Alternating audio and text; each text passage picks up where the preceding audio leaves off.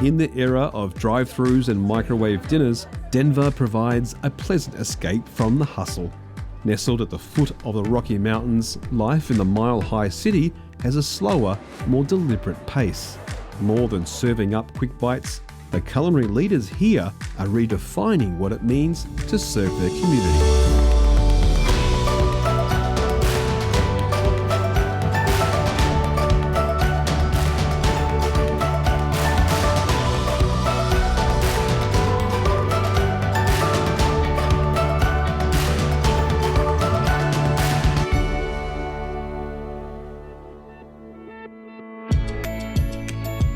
Today we meet a generous woman that's putting her Mexican spin on world cuisine.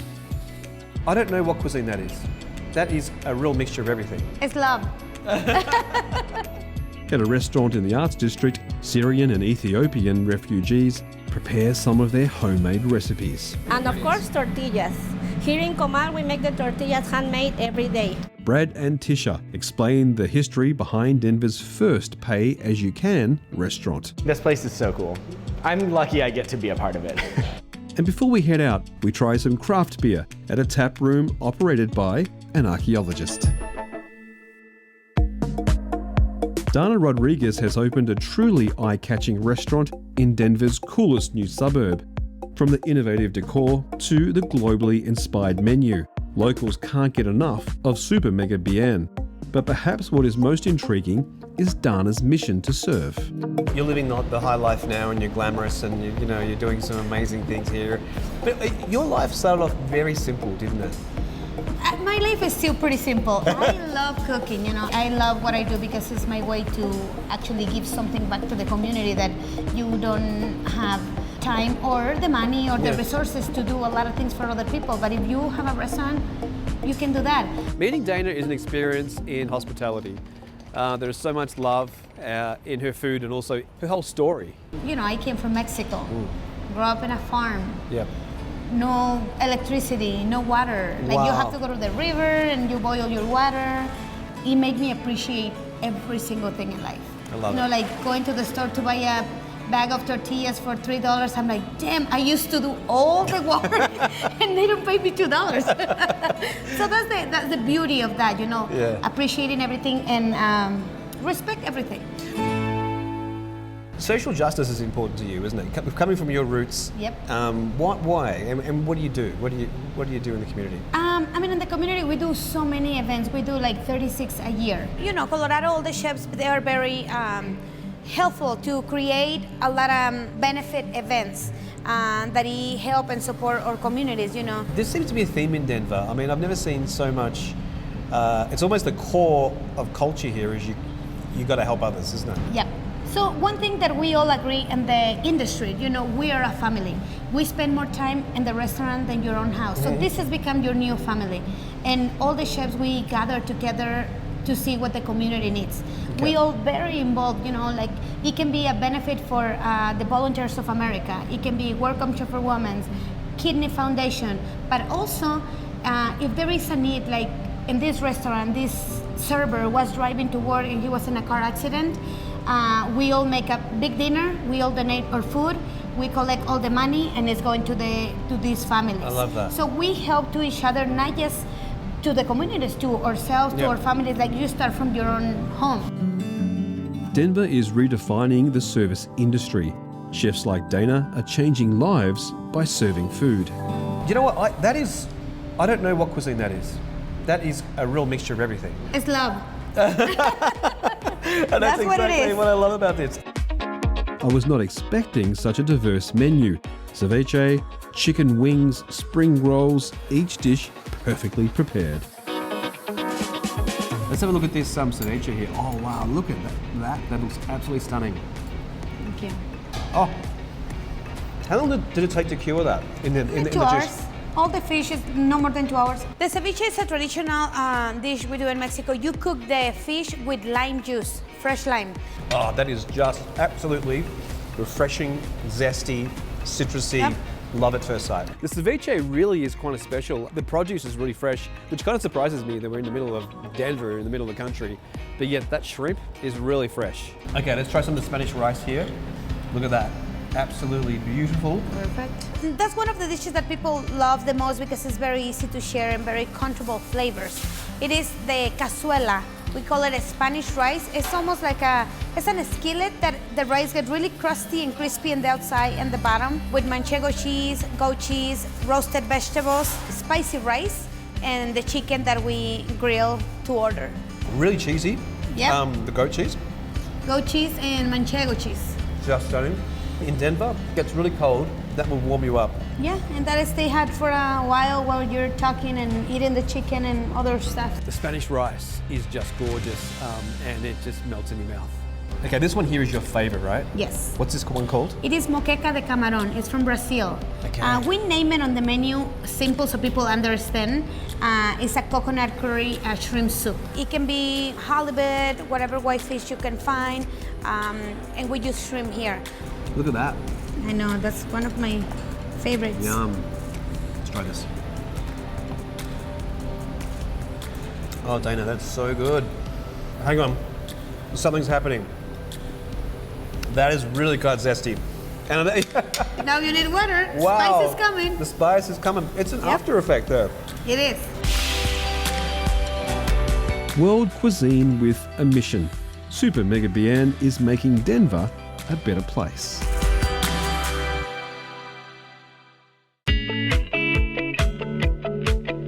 Kamal. It's a flat pan used in Mexican cuisine for cooking tortillas. But here at Kamal Heritage Incubator, this cast iron skillet represents far more than lunch. I mean, what you guys are doing here in the community is just mind-boggling on how you're taking people who don't have the means, training them and setting them out empowered, and they feel empowered to go and start their own restaurant. Correct. Just amazing. I want to get inside and hear about this and take some of the food. Can we do that? Absolutely. Can't wait. Let's do it.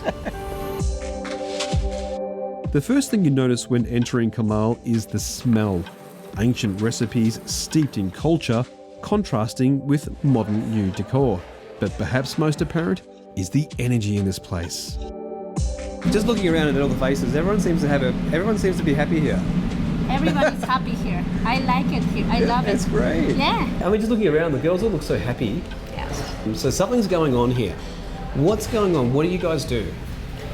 I start always by saying that we create magic here and we create a place where everybody belongs. To me, that's a number one. But what really our goals of this place is to help women from the low-income communities acquire skills that they need to launch their own small businesses in the food industry. Okay, and a lot of them are immigrants, right? They're all immigrants and All of refugees. them, okay. Yeah, they're all immigrant and Refugees. refugees, yes. Wow.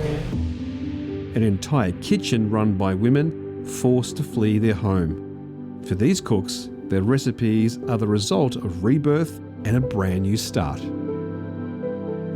If they're coming from different cultures and different backgrounds, I mean, how do they get on and how do they kind of relate? They relate through food, through culture, through being in exactly same situation at this point in their lives. And so there is much more commonality there than differences. Have you learned anything from the Assyrians and from the Egyptians? Yes. Really? Yes. Sometimes we cook when a person order a catering, for example, like mixing menu. Yep. We learn from each other. We always ask, "Oh, what is that? What is it?" And then we taste the food and we like that. There's something about food, though, isn't it? I mean, if there are different religions back there as well. Yes. And it doesn't matter. No. Because food is one of those things that unites people, isn't it? It does. We all enjoy good food.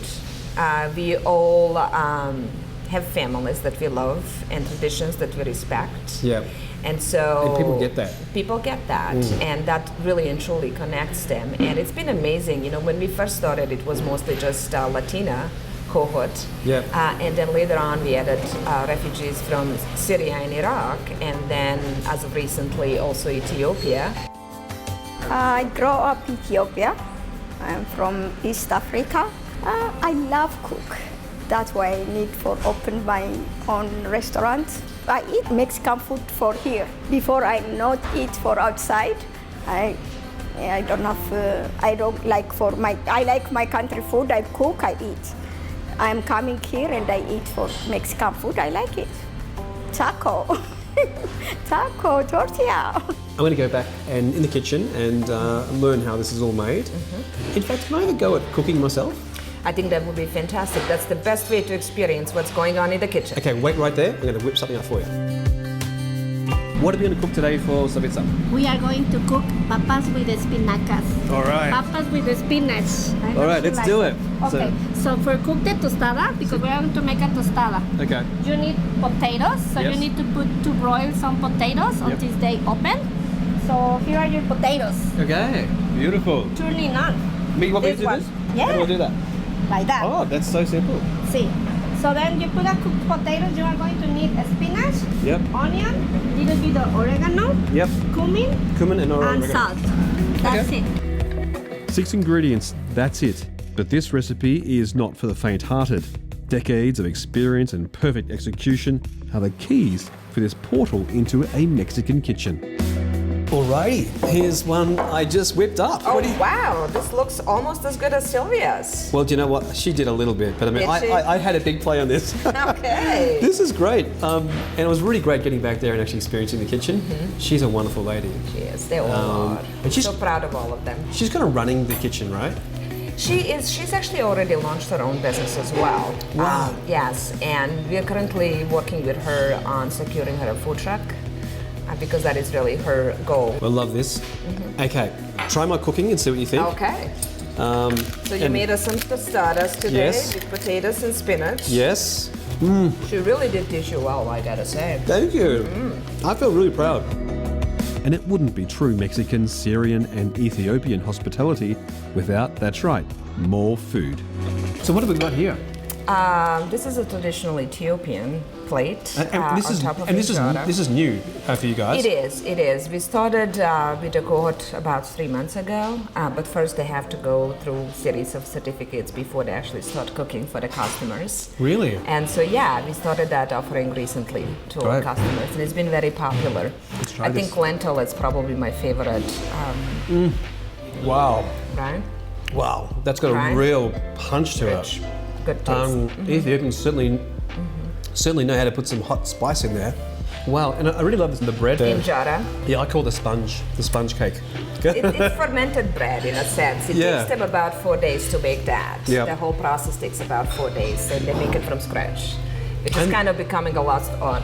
And there's nowhere else you nowadays. see that. I mean, that really is definitely from that region, which is just a stunning. Oh my gosh, I can still taste the hot from the lentils. And what is this one here? So this is prepared by Vala, who I'm sure is going to launch her own business. Yep. Not only does she have a talent and passion for cooking, she also really has a business sense, Yeah. good business sense. What did she do when she was back in Syria? She was a lawyer. She was a lawyer? Yes, she was. She Wow. was. And that's kind of a story of refugees as well, Yeah. how your life gets abrupted and changes. Yeah. And how you have to let go of some of your dreams, but then you discover the new ones. Love And it. for Voila, it started with cooking when we met her. And so she made kebab for us today with some hummus Yep. with chickpeas. And inside here is And lamb. inside Oh, is lamb. yes. They cook a lot with lamb. Again, simple, but you really have to know what you're doing. So it's years of practice and watching your mom and grandma do it. Do you know what? I've absolutely loved being here. I'm almost emotional because I feel as if I'm kind of eating the food from the world, and I've eaten the stories of the people, who've cooked it. It's a wonderful experience. So thank you so much for having us. Absolutely, and thank you for your interest in us and for helping us tell our story. More than making dinner, this restaurant is changing lives. A powerful theme I've found here in Denver.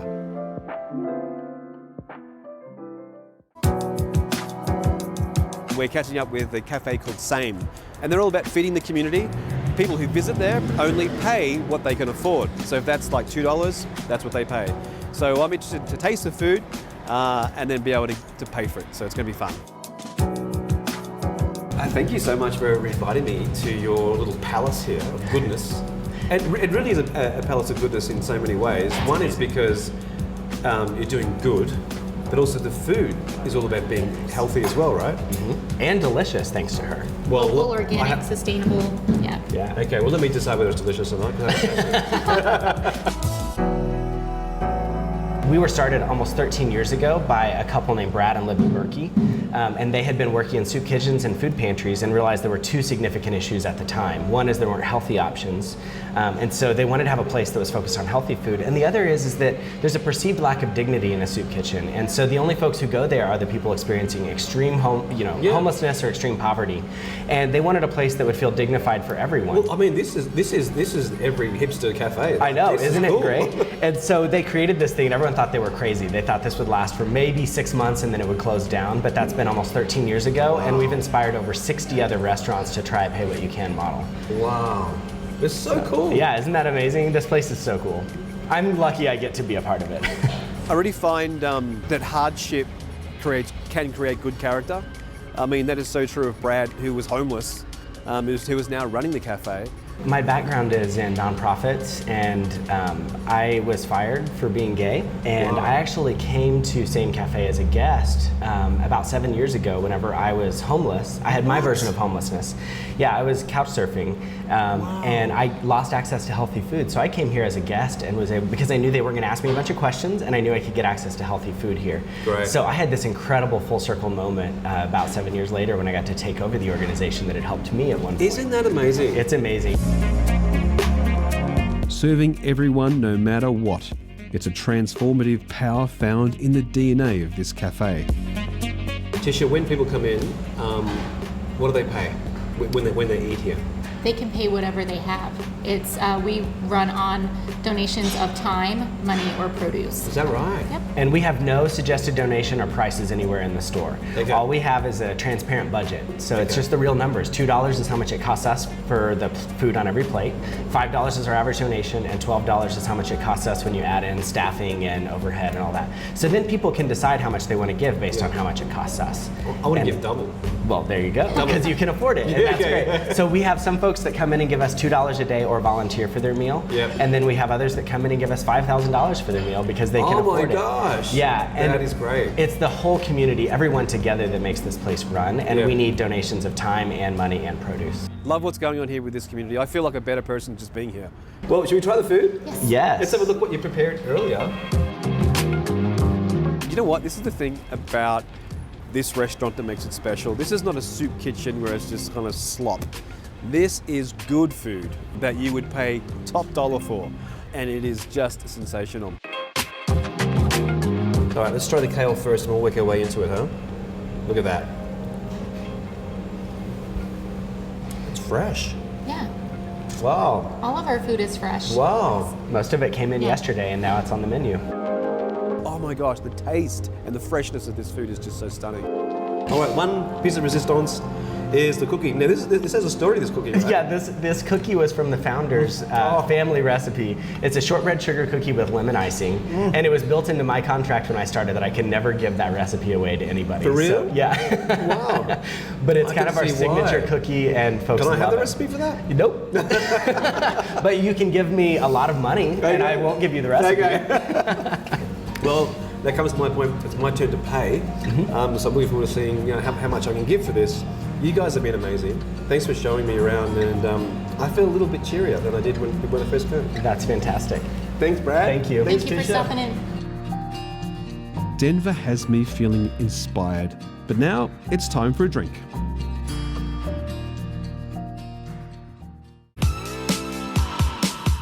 Behind the crisp, refreshing and often surprising taste of good craft beer is a long and arduous process. And who better to balance the mix with art and science than an archaeologist? So Andrew, I'm looking for an intrepid sojourner beer project person. You've come to the right place. That's a long name. It is a long name, yeah. How did that come about? So sort of through my background, I was an archaeology student. And so when I started homebrewing, it was a lot of influence from the Eastern Mediterranean and the Middle East where I was working. And then we were in Colorado with the brewery, so we wanted something that kind of tied into the adventurous spirit of Colorado, and something that kind of connected to that whole world's mentality. I love it, it's really smart. And people have said, come to this place because you're gonna love the beers.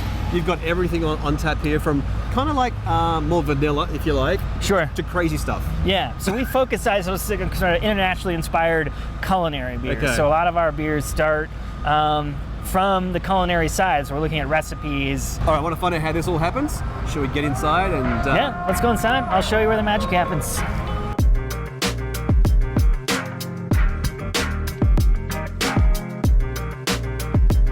When you were studying to do archaeology, did you ever think you were going to be a brewer? No.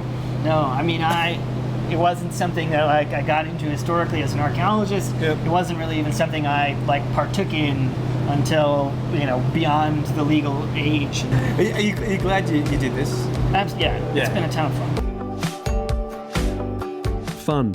It's the motivation behind all the discipline and training, from the barley to the glass. It's what makes this place so great.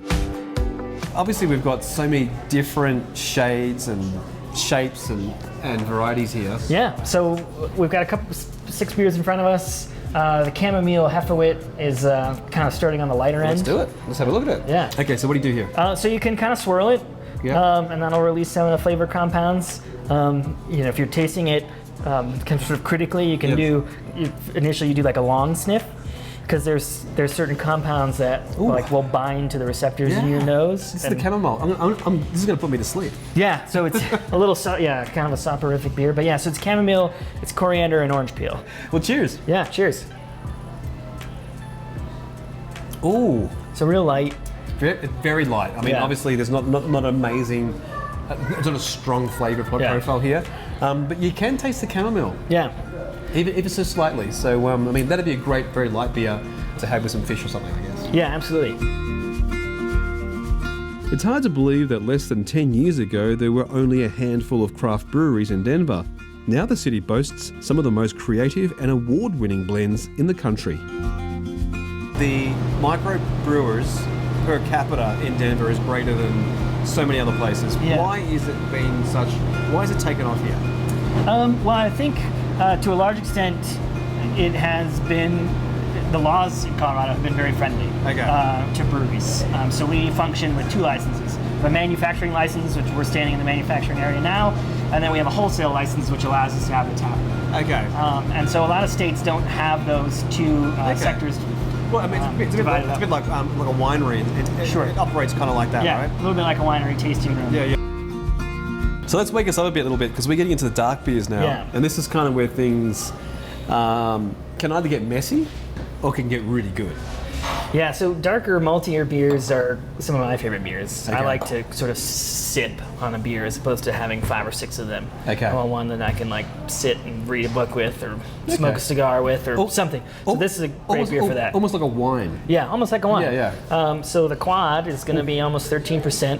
It's going to be big, boozy, malty, have that little bit of like residual sweetness that's common to like Belgian beers. Yeah, so this beer's been aged about a year.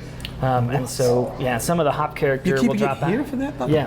Wow. Yeah, so some of the hop character will drop out, some of the carbonation will drop out, but it'll really sort of concentrate the flavors. You'll get a little bit of like richer malt notes from some of the oxygen that's worked its way into the beer. Should we try it? We should, yeah. Oh, that is almost like drinking. I think almost like a cognac beer. Yes, or something. yeah. Cognac is exactly what I was looking for, and I couldn't think of the word. Very much so, and thick and boozy. You're right. Yeah. But yeah, that would be my favorite. And again, if you're reading a book, you would sip that. Absolutely. Yeah, or sit on a patio on a kind of a cool day like this. Yeah. It's a good beer for that. Whether it be through craft beers or Mexican-inspired world cuisine, Denver is redefining the service industry. Thanks for coming on the tour with us today. Join us next time as we continue our tasting journey throughout America.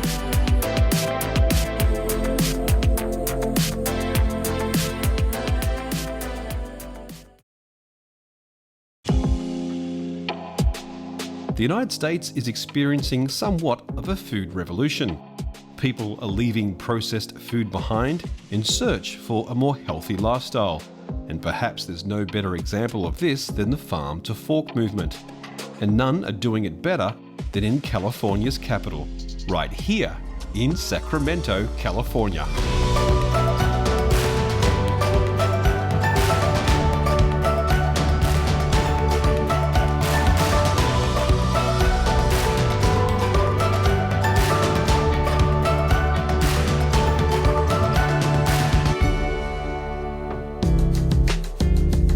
Today we dine at a restaurant that changes their menu every day. Yeah, that's a Meyer lemon. Chef actually picked it from his front yard this morning. No way. Yeah. My guest Kyle takes me to his urban farm. Absolutely stunning taste. It's pretty good, right? Yeah. I mean, it doesn't get more fresh than that right off the plant. We try an eclectic menu at a famous sushi spot. Now look at that. Now this is what I'm talking about, eating with your eyes. You know what? That's just like a piece of art that you just do not want to spoil right there, right? It just looks incredible. And before we leave, we whip up a pizza with some fresh local ingredients.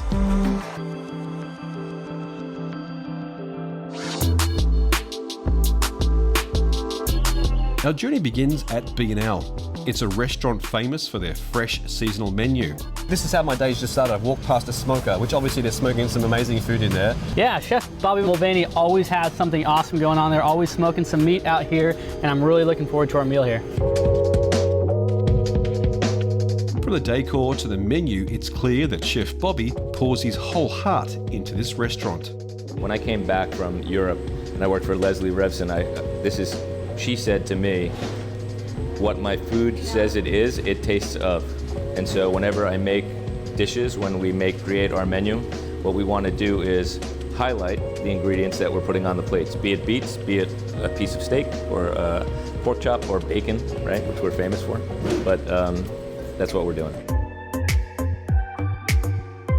And while Kyle is a fresh food expert, he also has a surprising day job as a fireman.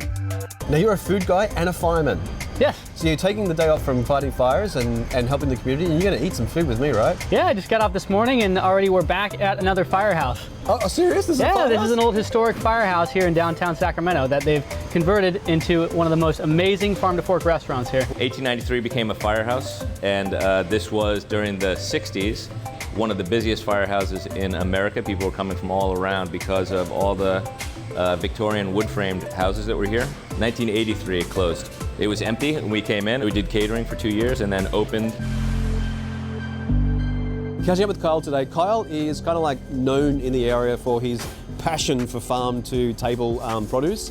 In fact, he has his own small little micro farm, which is right here in town. So when we first moved here, I've always been passionate about growing food. So I knew that I wanted a big vegetable garden that I could share with my wife and friends and neighbors. But as it evolved, we started to really see this farm-to-fork community in Sacramento. And by the time we were harvesting our first tomatoes, I actually heard about this urban farm ordinance that was going into effect in Sacramento that allows and even encourages urban farm stands. Wow. Yeah, so right off the bat, we started this farm stand where we take the produce from our backyard, wheel it out in this farm cart, and we just give everything away to the community and accept donations that go right back into the farm.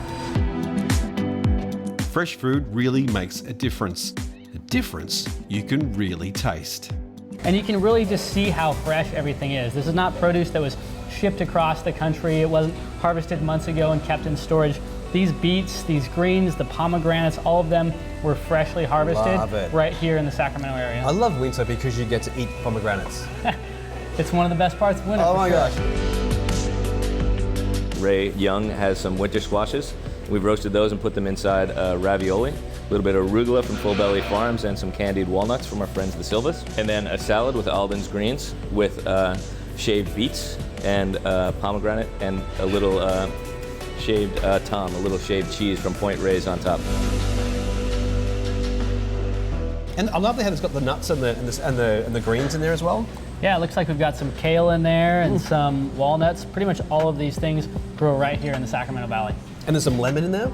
Yeah, that's a Meyer lemon. Chef actually picked it from his front yard this morning. No way. Yeah, and Meyer lemons are amazing. They're actually a cross between your standard lemon and a mandarin orange. So they have a little bit of sweetness and tartness with them. It's really good. Yeah. And I can really taste the sweetness. The sauce that's on that is beautiful. Nuts. Oh my gosh.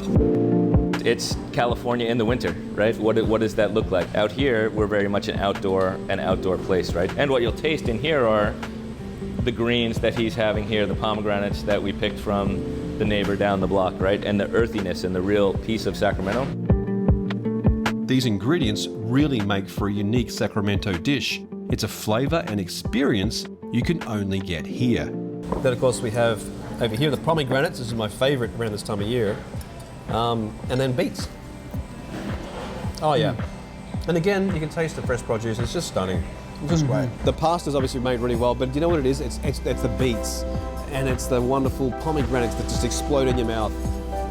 This is great. The reason I love pomegranates is they just burst in your mouth.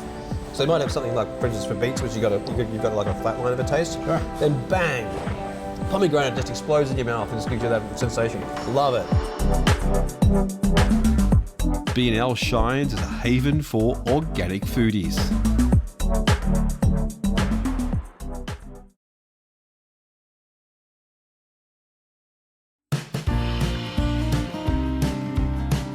Our search for fresh food in Sacramento has led us to Kyle's very own farm. This is not a plot of land you'd find in the middle of nowhere. It's right here in his very own backyard. So this is kind of cool. I mean, I feel like at your house. Yeah, well, it basically is. Yeah. This is our urban farm, and it's actually in our backyard here in East Sacramento. My wife Morgan and I moved to Sacramento a few years ago and started a big urban farm in our backyard. Originally, we planned on just having a large vegetable garden, but through the farm to fork movement here in Sacramento and the city encouraging and allowing urban farm stands, we decided to start giving away our produce from a farm stand in our backyard. So these are our rain gutter planters. They're basically just regular roof rain gutters, and I plant all sorts of different things in them. They've got strawberries growing in them year round. Got a lot of mixed greens. Yeah, strawberries. Right now we still have some that are probably going to ripen up pretty soon. Yep. I intermixed some greens, so this is arugula right here. You can taste that. It's kind of peppery.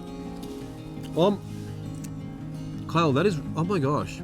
That is, I just ate from the soil, and it's the absolutely stunning taste. It's pretty good, right? Yeah. I mean, it doesn't get more fresh than that right off the plant. That is really good. What I wanted to do was have a place where people could come and get produce, but also see where it's growing and have that in an area in the city so that people don't have to travel out to the country to see all of this. They can come here and see a diverse amount of fruits and vegetables all growing in one space, maybe even harvest some things on their own, and then be inspired to grow their own food. So do you have people come here? Yes, we do. We host a farm stand where we wheel out this farm cart in our driveway, fill it with our produce, and when the people come by to the farm stand to pick out what they want, we always invite them back here to see where everything's growing. Kidding me? Yeah, all year long we're growing something. So whether it's summer, spring, winter, or fall, there's always something growing, always something to see, and something to taste in the garden. Okay, I can say what this is. This is kale, right? Yeah, this is a whole bed of red kale. Okay. And although most major farms wouldn't really be harvesting at this size, they'd wait for it to get a lot larger and then start harvesting it. The nice thing about growing your own food or growing things on a small farm and having those relationships with farmers is that you can really harvest whenever you want. So these are ready to eat, and we'll harvest these all winter long. Great. Just pull off a leaf. Great, and this is the good stuff. Yeah, kale has gone crazy in California, right? It is. Oh yeah. Hey, that's different to the normal kale. Why does the red one taste differently? Well, the red and the green can sometimes taste pretty similar, but what's different about the flavor of this kale compared to what you might have had from a grocery store is that when we're growing kale during the right season in the wintertime, it gets sweeter. Okay. Actually, after a frost and after a cold snap, it will change something in the plant to bring out sugars and make kale more sweet.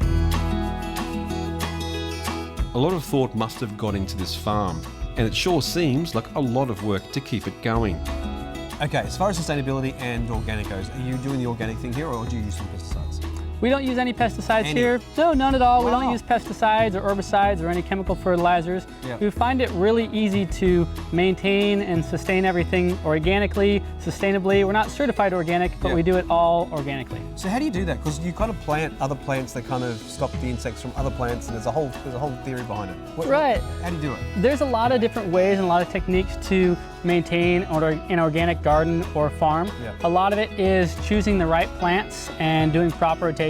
So making sure you're not planting the same plant over and over in the same soil, because when you do that, the soil pests will build up in that soil. A lot of it's about choosing plants that will be companion plants to others. Maybe certain plants deter a pest that you don't want around another plant, so we plant our basil with tomatoes. So a lot of it is really thinking a lot about what you're planting with what to create this own little ecosystem, and it's self-sustaining, and you're really not doing that much work in the long run. So who taught you how to do all this? I'm a self-taught urban farmer, so I picked up things here and there. I always loved gardening with my mom, but she had a big flower garden. Okay. I worked for California State Parks for a while, learned a little bit about greenhouse work, and then I just pick up a little bit of information here and there. The internet these days is a great resource. Absolutely. And so I learned a lot there, and I try to share it as well through my social media platforms to help other people learn what I've learned. You've really opened my eyes up. I mean, we really are in a neighborhood backyard, and look what's going on here. I mean, there's so much you can eat and enjoy, and this is kind of like your passion, right? I mean, I can imagine you just coming out here on a Saturday just loving this.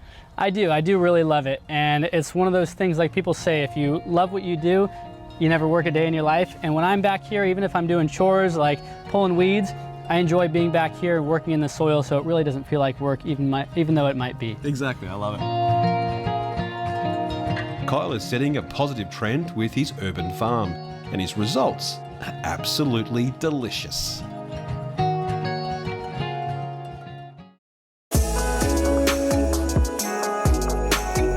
Next up, we head to Crew. It's a restaurant famous for their sushi and creative menu. This is Crew Restaurant in Sacramento, California. So we've been around about 15 years. We opened in 2005. About 7 blocks that way on J Street, a little tiny spot. It was 1,800 square feet, and then now we moved over here in 2016, and it's a little bit bigger. So why'd you bring me here? So Crew is a restaurant that's been around quite a long time here in Sacramento, and Billy does such an amazing job with not only focusing on traditional Japanese cuisine, but elevating it, bringing in as much of the local, sustainable produce and things like that as he can, while also just taking it to the next level of Japanese cuisine and sushi. The food here is a culmination of what I've learned and what I like to eat, because I am an immigrant, Chinese Vietnamese, born in Hong Kong, grew up in Sacramento, California. First job I had was in a Japanese restaurant. Learned how to cook at culinary school that taught classical French. So, you know, it's just a mixture of everything. Rice is really important here, and what I love about Sacramento is you actually do grow your own rice here. In fact, it's one of the bigger industries, right? Yeah, Sacramento actually grows the majority of the rice in California. Wow. And it also produces almost all of the sushi rice that's consumed in the United States. For real? Yeah. Why from here? What's so good about this rice? Well, there's a couple of things that contribute to it. It's the climate, for one thing. We're on almost the exact same latitude as Japan is, so we're able to grow that short grain Japanese sushi rice really well here. One reason because of that, but also the soil. All along the Sacramento River, it's very thick clay soil. Yep. So when people came here after the Dust Bowl and tried to grow a lot of the same crops they were growing, they weren't growing here, but they realized one thing they could grow was rice, because that soil, so much clay there, it just holds the water and it works really well for growing rice. And that's what they started to do, and it worked out really well for them. Now look at that. Now this is what I'm talking about, eating with your eyes. You know what? That's just like a piece of art that you just do not want to spoil right there, right? It just looks incredible. All right. When you walk in, the first thing you see is the big sushi bar. So we're known for sushi, but also we do a lot of fun dishes from the kitchen, incorporating a lot of seasonal local ingredients that you don't really see too much in sushi restaurants, you know. This is a pea shoot. Okay. And then some watermelon radish. So radish are in season right now. They grow really fast in the cool season. Love that. These are green on the outside, pink on the inside, have a really mild flavor for radish. And what's on here, on top of this one here? On top of that is shaved truffles. Yum. You know how expensive that stuff is? It's probably pretty pricey. Wow, that's going to be great. All right, well, I'm not sure where to start, but I mean, we're meant to start from the other side and work this way, aren't we? Yeah, the more mild to the more rich and fatty. I think I'll just do a nice nigiri flight, like a plate of 10 different types of fish. That's my favorite way to eat sushi, because we try to make each piece taste different from the last, so it's like a mini meal in each bite. Like rolls are awesome, but you know, you could get full off one roll and it tastes the same. Same with me, I love steaks, but you know, I can't sit down and eat like a 16-ounce steak because it'll be delicious, but after your 5th bite, it's the same flavor over and over again. This is fun because you can sit down and eat, put down 10 to 20 pieces, and you can literally feel like you keep eating because every bite tastes different from the last, you know, so it keeps your palate excited. Oh, look at the rice under there. Hey, that's all grown locally. Yes, it is, yeah. Sacramento grows almost all of California's rice. Oh, what an amazing cut of fish, just stunning. And that rice? Well, they use rice vinegar and salt and a little bit of sugar to sweeten it and give it a little bit of acidity as well. That is really nice, and there's so many flavors that are going behind that fish. You know what? Sometimes when I have sashimi or sushi, they don't really add enough, for me, enough rice or flavor, because I really want the ingredients to do all the work. Right. I tasted the fish first, thank God, and then I went into the flavors that are on the back of that thing with the rice. Really, really beautiful and really, really well designed. These flavors are so unique and powerful. Each item on this flight is so delicious. And of course, I can't leave without trying the black truffle. The reason why black truffle is so expensive, because there's nothing else that can mimic that taste. No, it's really intricate. It almost tastes like a pleasant cigar smoke in some way, if that's possible. And then add to that a little bit of mushroom, a little bit of, because it's a fungi. Sure. Earthiness, smokiness, just delicious. Love it. I could eat that all day, but guess what? I'm not, because it's too expensive. A delicious creative menu made from local ingredients. It doesn't get any better than this.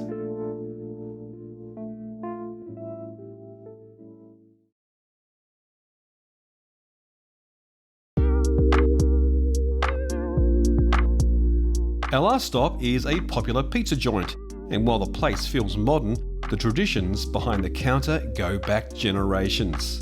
You are well known for the science of pizza, and there's more than just throwing something in an oven, right? We use a wood oven, and yes, that's a big part of it, but we do a sourdough starter. It's not sour in taste, but in that, you know, English doesn't really have the right words, but so we mix the starter the night before, we mix the dough, and then it rests for another 2 days before we actually then bring it out. Are you kidding me? Use it. No, that's a whole process. It really improves the flavor. Okay. And it's much older fashioned, but it takes longer, but it comes through in the taste. Each step of the pizza making process here is intricate. I'm excited to try a slice. All right, so let's do something that's going to showcase local produce. So what do you got? Well, the Belgian endive is grown here in Sacramento County, just down the river a little ways. Okay. It's not a typical topping, but it really is nice with anchovy and some of the sharper green herb sort of flavors. Let's do it. Local ingredients and a well-practiced technique, this pizza is already looking so good. Okay, here's the base. This is really stretched out, right? Yeah, we stretch it out almost all the way, and then we'll give it a final stretch just before we throw it in the oven, but we can start topping it now. Yep. We've got the fior di latte, the cow's milk version of mozzarella. Okay, this looks really good already. So we've got some anchovies there. We have the vegetable, which you called a... Belgian endive. Endive, great. Family, and what's that going on right there? Is it basil? Or? Oregano. Oregano, okay, great. And it's from our backyard, so there you get the There logo. we go. And then we've got some salt on pepper on top there? Just some salt, Just salt. yeah, and some spicy anchovies. Yep, and that's it. That would be it, yeah. This pie only needs a few ingredients and it's ready to throw in the wood-burning oven. All right, so what do we do here, sir? This looks great. Let me put this one piece of wood in so we have a good jump of flame. Yeah, we got to get that science just right in there. And just in case there's any ash that is settled where you're going to put it. Oh, okay, so you don't want the ash getting there. So you're just going to put this in about arm's length and then gently pull the... You got to pull this back. Oh, wow. Oh, you don't want that to stay in there? No, this burns. Okay, great. Okay, so how long does that stay in there for? It'll be about 90 seconds to 2 minutes. That's really quick. Yeah. This is the key to Italian food. It's about letting the produce do all the talking and keep it as simple as you can. It's about the flavors you put together that make it work, right? Exactly. Yeah. Exactly. While places like this are popping up all around Sacramento, California's capital hasn't always been known as a place for foodies. Sacramento is a cool town. There are so many different, so much culture in the town. I mean, have you noticed that the food scene here has changed? It certainly has. I mean, when I was a kid, to hear my parents talk, granted I was too young to appreciate it, it was almost non-existent, the quality food. And there certainly were great ingredients. People were doing the food bowl. Anything grows here. The topsoil in my parents' backyard is 6 feet deep. Wow. It's, we're here in where the rivers used to flood this part of town. Yeah. And so you can grow. We have apples, oranges, lemons, all in average backyard. Yeah. The lemons right now are coming from my tree. Love it. So yeah, we're really blessed with that kind of thing. Yeah. And now that it's really, Americans are really waking up in general to food. It's caught on quite well here too. Okay, so what's this one here? This is persillade, so it's kind of the cousin to pesto. Ah. We cross into Provence, so we actually a little French here, but parsley, anchovies, garlic, olive oil. There's anchovies in there as well? Yeah. And that looks so cool. And adds a bit of a, okay, let's We're do it. definitely in America, so we're gonna cut it beforehand. I love it. Yeah, this is great. Care Look for at a that. slice? Yes, please. Thank you, sir. Look at that. Absolutely fantastic. Look at this. All local produce except for the anchovies, obviously. But just amazing. Let's taste it, shall we? Cheese is amazing. Love the green pesto. What do you call it on top? Persillade? Persillade. Absolutely amazing. And the base, it's just cooked to perfection. What an amazing dish. What a great way to finish off Sacramento. I've had the best day today. Just a few ingredients cooked perfectly. This pizza is definitely a must-try here in Sacramento. Thank you so much for joining us on our tour today. Join us next time as we continue our tasting journey throughout America.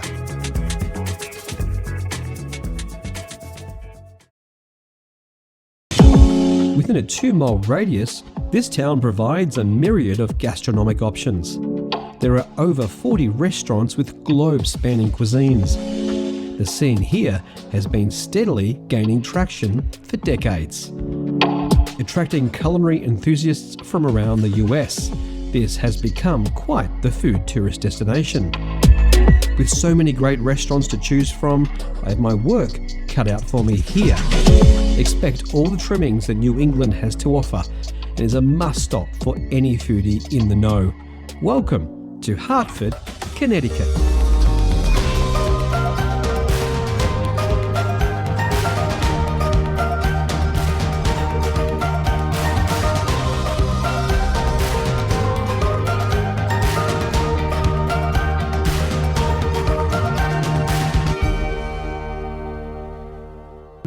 In this episode, I try 3 distinctly different restaurants in the surging West Hartford food scene.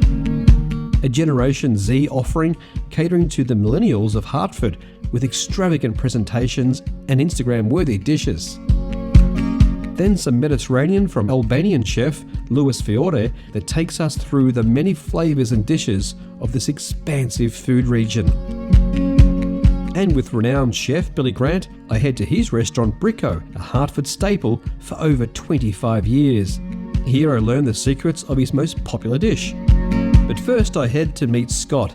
He's the head of Connecticut Restaurant Association for a quick rundown on what's what in this hub of West Hartford. And Scott, great to meet you. Nice to meet you too. Here we are in Hartford. The restaurant scene here is booming, and apparently you're the guy to talk to. Well, yeah, I mean, I'm the head of the Restaurant Association for the state, but we're here in West Hartford, and it's been booming for many years, but over the last few years, it's really taken off. So why West Hartford? Why has it gone crazy here with the restaurant scene? I mean, it's just booming. I think a lot of reasons, but most importantly, I think people are looking for that al fresco dining, and this setting here, the West Hartford Center, they've taken out streets and, obviously redirected traffic and allowed all of the restaurants a chance to expand their footprint. Yep. And people love it. People love to walk around and see the options that they have, and we have probably well over 45 or 50 restaurants within like a 1.5 mile little square block. We have so many different options, with different ethnicities, different. I mean, you can go, down 100 yards, and you can be in an Afghanistan restaurant. You can go. You have so many options. Yeah. Also, West Hartford is kind of attracting people from all over the state. In fact, all over this whole region, really, aren't they? People travel on their bellies, and you see it, with everything. They have an opportunity to go try food, and West Hartford's become that staple in Connecticut. Okay, so I'm hungry, and I got a whole day to eat. So where would you recommend I go? So many places here. I think one place in particular, Zohara, right down the street here. I talked about a Mediterranean. Yeah. You've got Chef Dorian and his Albanian roots, bringing it there and having that open kitchen style. Okay, behind me is a staple in our state. You have Chef Billy Grant and Brico's. Probably some of the best Italian food I think you can have this side, over here in the U.S. And then, another great spot that actually just opened. Gina Linaria has the place to be. It's a brunch, high-end brunch spot. Place to be. I love that name. But the place to be, but also it's like a Instagrammable social media. Okay. You've got people wanting to take photos and big drinks, but unbelievable food, and what Gina's doing there is phenomenal. I think I'm going to go down there now. Thanks for the tips. Really appreciate it. No problem. Thanks so much. Suitably clued up, thanks to Scott, I head down to Place to Be, a new twist on a restaurant experience and one for the social media savvy denizens of Hartford. Owner Gina has created an Instagram-driven location with photo ops in every nook and cranny. The Place to Be is often rammed with a clientele in their quest for likes and gratification, though I do hear the food backs it up. I've been in the industry for a very long time, and what we really did when my parents had a restaurant really well was breakfast. So I really wanted to open something in the area that was breakfast, was comfort food, but also very exciting, and would get the millennials that lived around the area to come down to the south end of Hartford. So I just started curating a space that I'd want to be in, my friends would want to be in, along with the food. The traditional breakfast items, but making them more exciting. We make brunch a lifestyle, which it is. Yeah, I think breakfast is a meal, brunch is a culture. So we really play into the culture of brunch, and it's very exciting for anyone who comes to our doors. I meet up with marketing guru Jeanette to sample its glitzy, selfie-worthy menu. And it's Jeanette. How are you? Gary. Great to Nice meet to you. see you. I really like your town. Thank you. I love it too. So we're in kind of West Hartford here, West right? Hartford. Which is kind of a little bit of a bubble because you've got Hartford, which has a very different vibe, and then you come into this West Hartford kind of like bubble. Enclave. What is this place? It looks like we're in, I don't even know, it's like Disneyland here. Yeah, it is. It is like Disneyland. We like to play, we like to have fun, and we like to eat. Yeah, for sure. And I mean, there's so many restaurants in this small block here, right? It's become this foodie hub in the state of Connecticut.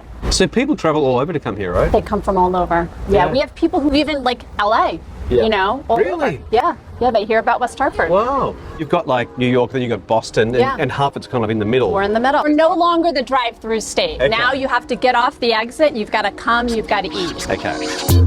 Jeanette is a local and an avid foodie. Her current passion is East Hartford, and super excited about it becoming a new foodie hub in recent years. So now you are the foodie that we wanted to talk to today because you know all about Instagram. You're the Instagram girl when it comes to your page. Yes, Eat in Connecticut. Eat in Connecticut, which is awesome. You want to come here because this is the most Instagrammable place. It's incredible. Gina has created this sanctuary for Instagram fanatics. Yeah, because the moment you walk in, everything's just kind of like... Oh, you want to take pictures? Oh, right. And I noticed there's a bath in there as well. We're going to have to go take a bath. Can we do that? We can totally take a bath. So what's all that about? It's just about having fun. It's about throwing the bubbles around. It's about living carefree. You know, you think of a bathtub and you want to relax and kick your feet up.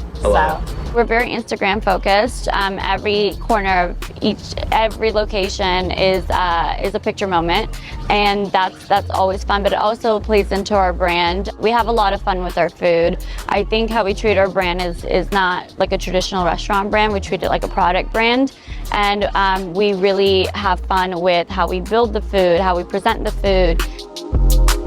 I really have a passion for helping our restaurants. You come to a restaurant and you just want to relax and you want to enjoy yourself, but you often forget about the people that are working behind the scenes. Yeah. And these individuals are creating an experience for you, and that's what I love to capture. Well, that's what I feel here especially. Yeah. Why do people like to go out and eat, do you think? It is this safe conversation that you can have with people, no matter what's going on in your world, in your life, whatever.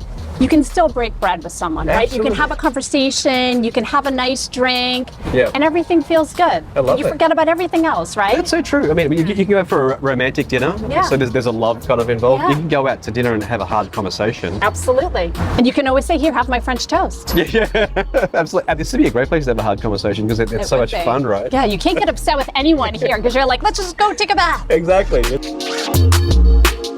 Just seeing what's been coming out on the on some of the plates, everything is really colourful. I mean, is that for the Instagram theme? It is. Okay. It's all about the pops of color, right? You know, Instagram, everyone wants to have their perfect photo. They want to compare it to what their friends took. They do the fun videos. So how do you take a great photograph? Have you got any tips for us on how to take the best or best video? Relax. Okay. You have to relax. People think too much about their photos and they get so nervous. So then they focus in all these outside things. Okay. It's about relaxing and getting good light. So today we're going to do our Franklin stuffed French toast. So it's a challah French toast. We make it in-house and we stuff it with whatever you'd like. Cream cheese, Nutella. Today we're going to do it with Nutella, strawberries, and Fruity Pebbles, which is a really popular combination.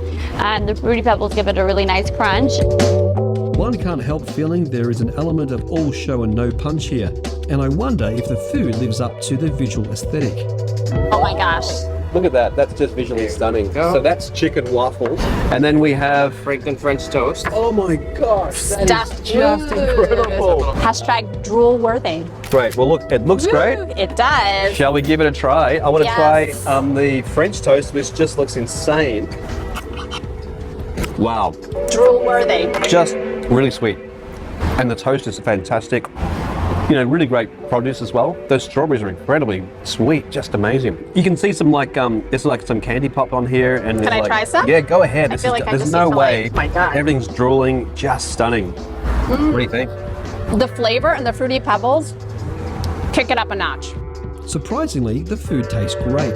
Prepare to watch the likes roll in when you post this stuff on your feed.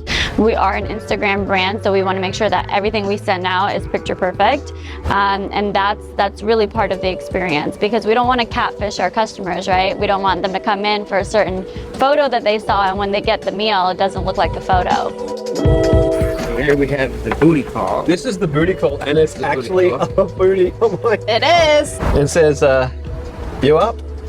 Can you believe that? That's just so rude. So rude, but it's okay. I love it. Should we try this? This is kind of cool.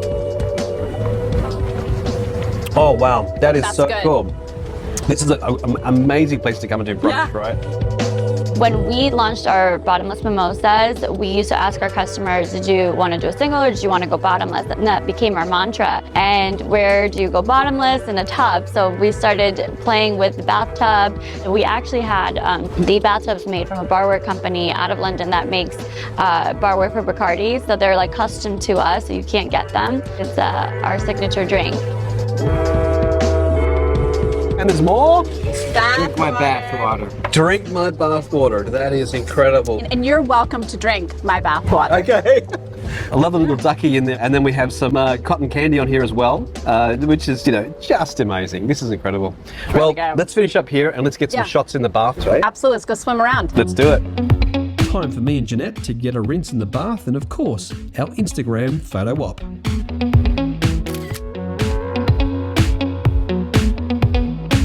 Soon to be lathered and liquored up, I say goodbye to Jeanette and get ready to see my friend Catherine, a local foodie, to help me select some choice dishes from this gastronomical part of the world.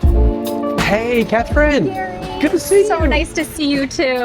Local here, right? Absolutely, yep. I'm a Connecticutian, a nutmegger, a daughter of the Constitution State. For real? For real! I was born and raised in Connecticut. Wow, the perfect person to take me to a Mediterranean restaurant. Yeah, come on, it's Sahara. Let's go take a look. Let's do it. Thank you.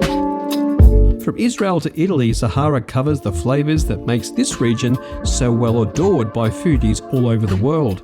Here, Chef Lewis takes us on a tasting journey that spans the cuisines of several thousand miles, far, far from here. My name is Louis Fiore. I am the executive chef of Zohara Mediterranean Kitchen. Zohara is a very health-conscious menu. We like to keep things vegetarian and vegan as much as we possibly can. Most of our dishes are based around North Africa, the Middle East. There's a few influences from Italy, but also a lot from Israel.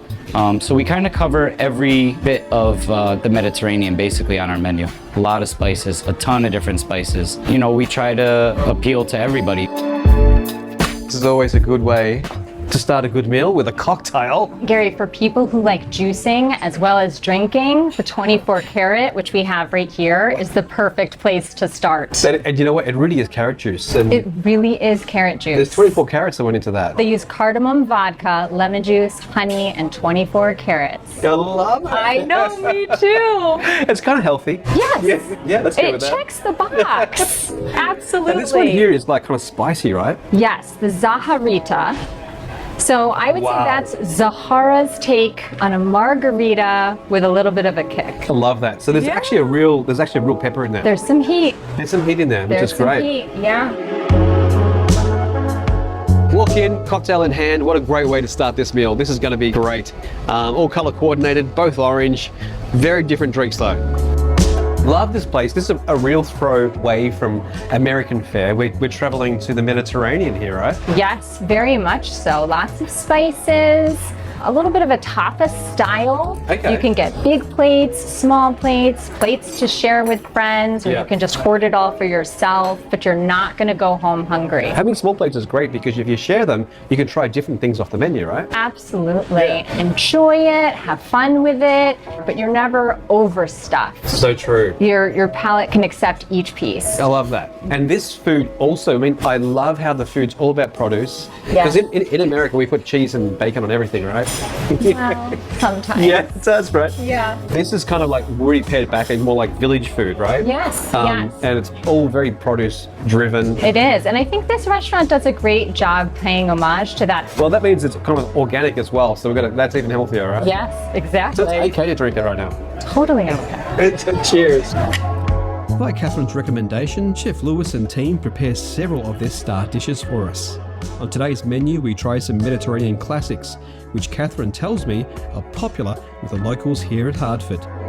Mark Twain is from Hartford, Connecticut. He is not. He is too. Oh, yes. And when he built his house, he said that Hartford was just as beautiful as Paris. And at the time, he was probably one of the most well-known world travelers that we've got. Yeah. So Hartford really had its heyday. Yeah. And there's no reason why it can't be a comeback hit. I mean, for sure. And you can see it, and you can feel it when you go to places like this. But now there's new industries emerging here, you know, like absolutely. food. Yeah. Food has been a huge one, and I think the great thing about this area, our community is still small enough where we know our chefs. Yeah.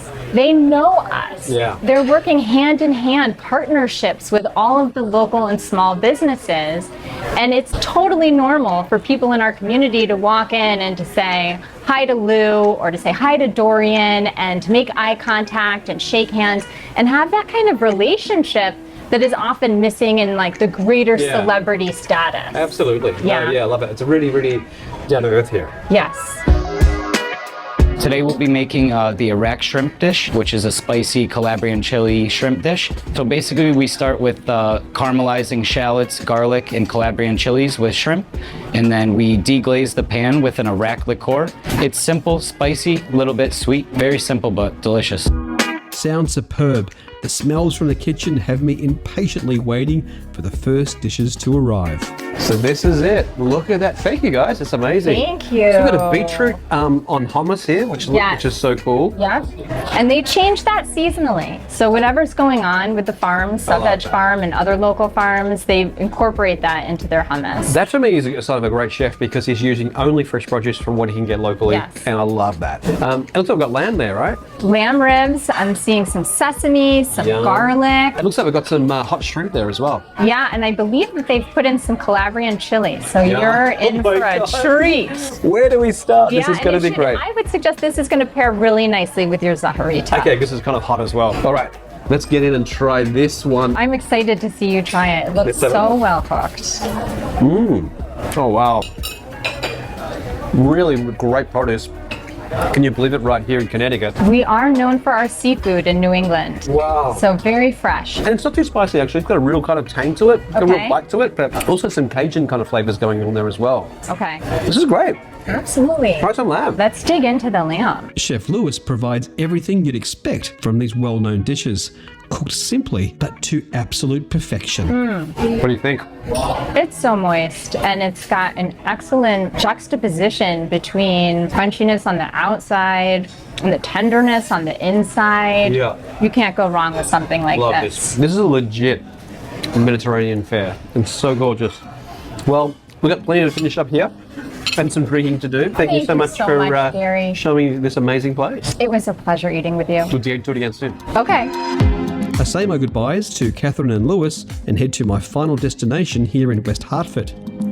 I'm stopping by to see Billy Grant, the renowned chef and owner of the restaurant Bricco. Bricco serves up your typical Italian fare, but with some wood fire and smoky flavours that we all know and love so much. All right, Billy, great to see you. Brico is the restaurant. Yep. Where's the name come from? So Brico is an Italian word that means grapes growing on a hillside. Okay. But interesting story with the original designer. Yeah. I'm partners with my two brothers. Yeah. And he thought Brico meant simmering in the pot. Oh. So the original logo was a pot with 3 smokes going one way and 1 smoke going the other way because my other brother's a pilot. Okay, my God. So Brico, hence it was Brico. Well, you know, the name is actually now more synonymous with amazing food. And I mean, you had the most amazing reviews here in the New York Times. I mean, we are in the probably one of the most established restaurants. Would you say in Hartford here? We've been here 25 years, exactly. so yeah.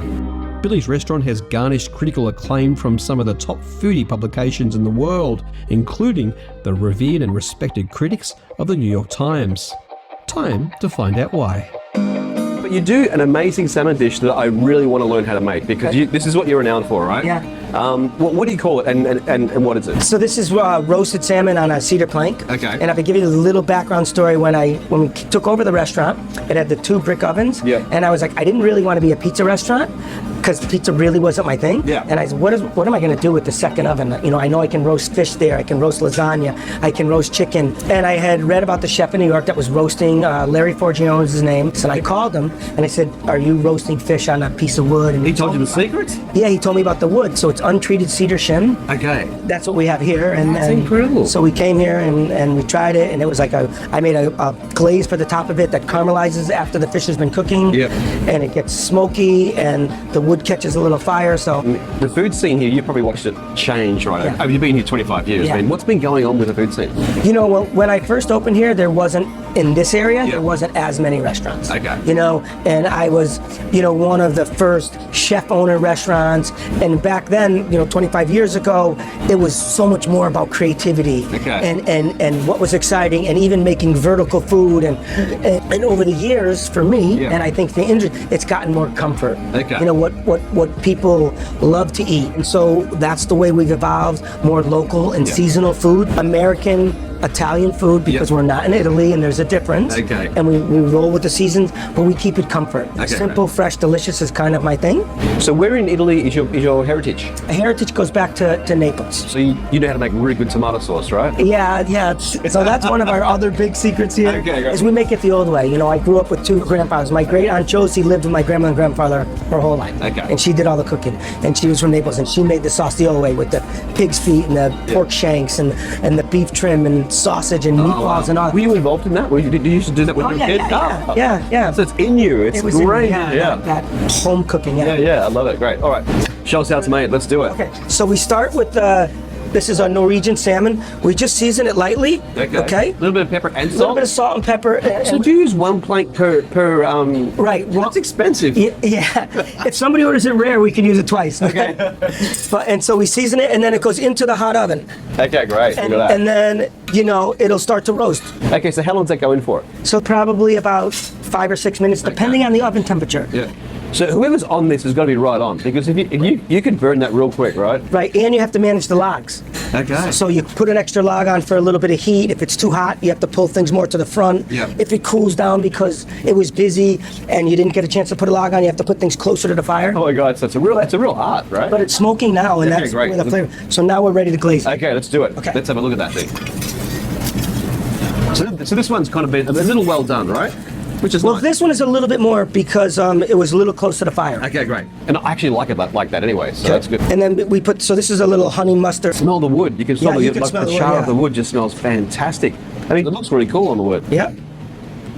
Oh, look at that. That's fantastic. So that's mustard in there? 2 types of mustard. Yep. Honey. Yep. A little bit of soy sauce, and then some rosemary. Wow, and it goes back in again. Yeah, now that'll start to caramelize. Okay. So it's see, can you see it is starting to bubble a little bit? Great. Yeah, perfect. Billy's excitement and passion for his methods are alive and well at Brico. Perfect. Yep. You know, we like to shoot for medium. You know, we ask the customers like medium rare. Yeah. So we don't want to dry the fish out too much. Okay, and great. then we serve it with some green beans and leeks and like a lentil vinaigrette. Okay, great. So they're just heating up just a little bit there, Yeah, just right? warm them up, re-roast them in the oven. Okay. Yeah, love it. Alrighty. We're gonna take some of our beans. So what do you got here? Beans and roasted green beans with some leeks. Oh, great. Okay. Awesome. And then here we have a little bit of a lentil vinaigrette. Okay. You know, black lentils. Yep. With a little mirepoix. Perfect for fish, right? Yeah, perfect for fish. A little bit of broth. Yep. Like so. So how long has this been on the menu, this meal for us? This dish has been on the menu since day one. This dish is 23 years. This was really ahead of its time. Like, I mean, this was really ahead of its time. That is so cool. And the fish like so. Wow. Yep. And you're the architect of this, right? Yeah. You designed it all. And then we just some playful garnish sometimes, you know. Yeah, lovely. Just a bit of radish, whatever's fresh, right? A little bit of radish, a little bit of greens. Yeah, look at that. That is so good. I mean, that is just amazing. Look at that. Yep. A little bit of olive oil around the lentils. Of course. We're Italian here. Yeah. Made in Italy, of course. That is an amazing dish. Just looks really colourful. Great for Instagram as well. Yeah. Right? Flavorful. It's good. You smell it, right? Oh my God. Yeah. Oh my God. Just smells so beautiful. And again, hearty food. Great for winter, right? Yeah, yeah. Yeah. Love it. Let's try it. Let's get a bit of that. Down there. Oh my God. Absolutely love the mustard. The mustard on the outside, caramelized, really sweet, cooked to perfection. It's nice with the fattiness of the fish, and you pick up a little of the smoke and some of the wood flavor. Really amazing. In fact, the whole wood flavor is through the whole thing. It's just so good. Oh my God, I'm going to finish this off. You've been amazing. Appreciate it. Thanks for coming. Appreciate it, Billy. This is great. Thank you. Awesome. I think it might be time to start building my own wood fire oven. That salmon was nothing short of impeccable. I can see why Billy still rakes in the rave reviews from critics and customers alike. And with that, my time in Hartford has come to a close. What an outstanding foodie enclave right here in West Hartford. A truly remarkable spot on the East Coast. I'm already planning my next visit. Join us next time as we continue our tasting journey through the United Plates of America.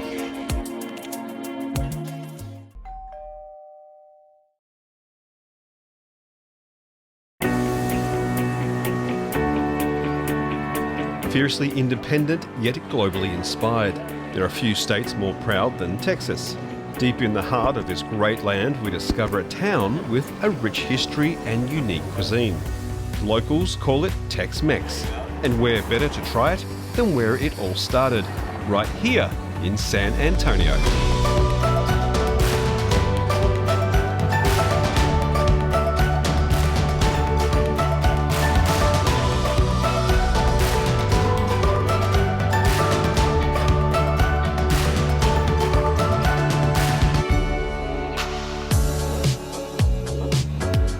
Our journey begins in a Mexican tortilla factory. There are no preservatives in this. I love You that. can't buy this a week later. Okay. You use it today, tomorrow, and you're done. A first-generation Italian teaches us his famous Tex-Mex creation. Yeah, I learned how to cook when I was about 12 years old. Wow. We catch a glimpse of San Antonio luxury at the Emma Hotel. Oh wow, this is just insane. Welcome to the lobby. Chef Rico crams us into a converted train carriage. This is an old refrigerator car from the 30s. It was decommissioned and then later purchased and put here and set up as retail. And Chef Elizabeth introduces us to her all-natural Texan cuisine.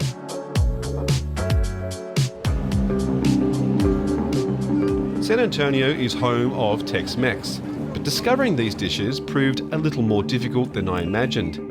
Each chef I spoke to had their own take on the cuisine. But with a history so vast and complicated, I guess that makes sense. When the Spanish settled missions here in the 1700s, San Antonio would never be the same. They introduced religion and culture, cattle and cuisine. Texas would later fall under Mexican rule. All these global influences created a lifestyle in San Antonio that's uniquely Texan. More than just a list of ingredients, this amalgam of cultures is probably what's most apparent in Texan cuisine today. Not quite Mexican, not quite Texan. San Antonio is the home of Tex-Mex. To really understand Tex-Mex, you've got to start over the border. Here at Sanitary Tortillas, this is Mexico, and the owner will even tell you when you walk through the door, you're in Mexico. And the process is pure Mexico. It's thousands of years old, the actual old school process of making tortillas. This is Mexican, totally. It's something like it's real. It's not in the 70s, when the 80s, someone developed around the corn flour. This is not corn flour, this is the real corn.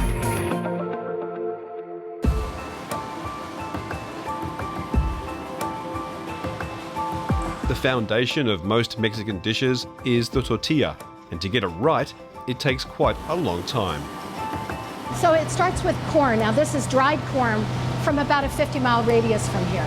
So it's locally produced and then dried. Okay. And then the dried corn gets put in these big bins. Right. And it's cooked over a flame overnight, very slowly, with a calcium carbonate. If you wanted to make the good tortillas, the right corn tortillas, you have to make 24 hours before. And then it comes over here. And that's hot, right? It's warm, yeah. Okay, yeah. And it's ground there. And the grind is determined by what the end product is going to be.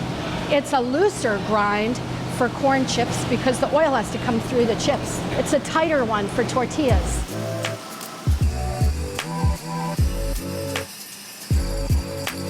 Now there's a machine over there. Is that the old machine? That machine began in 1925, and that's why sanitary tortillas is called sanitary tortillas, that machine. The old machine, they come from 1925. They are from Mexico. The flame warm up stainless steel pipes, and they are in touch directly with the dog. That's why the smoky flavor is amazing. They have a smoky flavor. And what makes this particular set of tortillas so delicious is that they're flame kissed. So the flame actually imparts a really nice nuttiness. Okay. And when you taste it, you're going to say, "Oh my God, it tastes like corn." Yeah.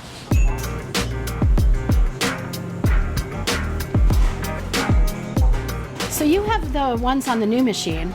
Yep. And these are the ones from the old machine. I already know I'm going to like the old one. Just flip it up and you'll get a nice hot one from the middle. Okay. Try that. I'll try the new one first. Oh, wow, it smells like corn. In fact, it tastes like corn. Yes, it's amazing, isn't it? And now try this one, and then we'll zhuzh it up a little with extras. Okay. There's a flamier, there's a nuttier, a more campfire taste. Well, this one was kind of kissed by the flame. That one was assaulted. Yes, indeed, absolutely. There's a lot more flame on that one. So what a local might do is do just salt. Yep. Or salt and a little hot sauce. I'm so glad we're using the old one because I do prefer that one. And then just don't let that slip and take a nice big bite. Oh yeah. Oh yeah, so that's going to get you through a work morning. Oh my gosh. That is hot. Oh, I'm sorry. You know what? I'm feeling Mexican already. Tasting where it all started, here at Sanitary Tortilla.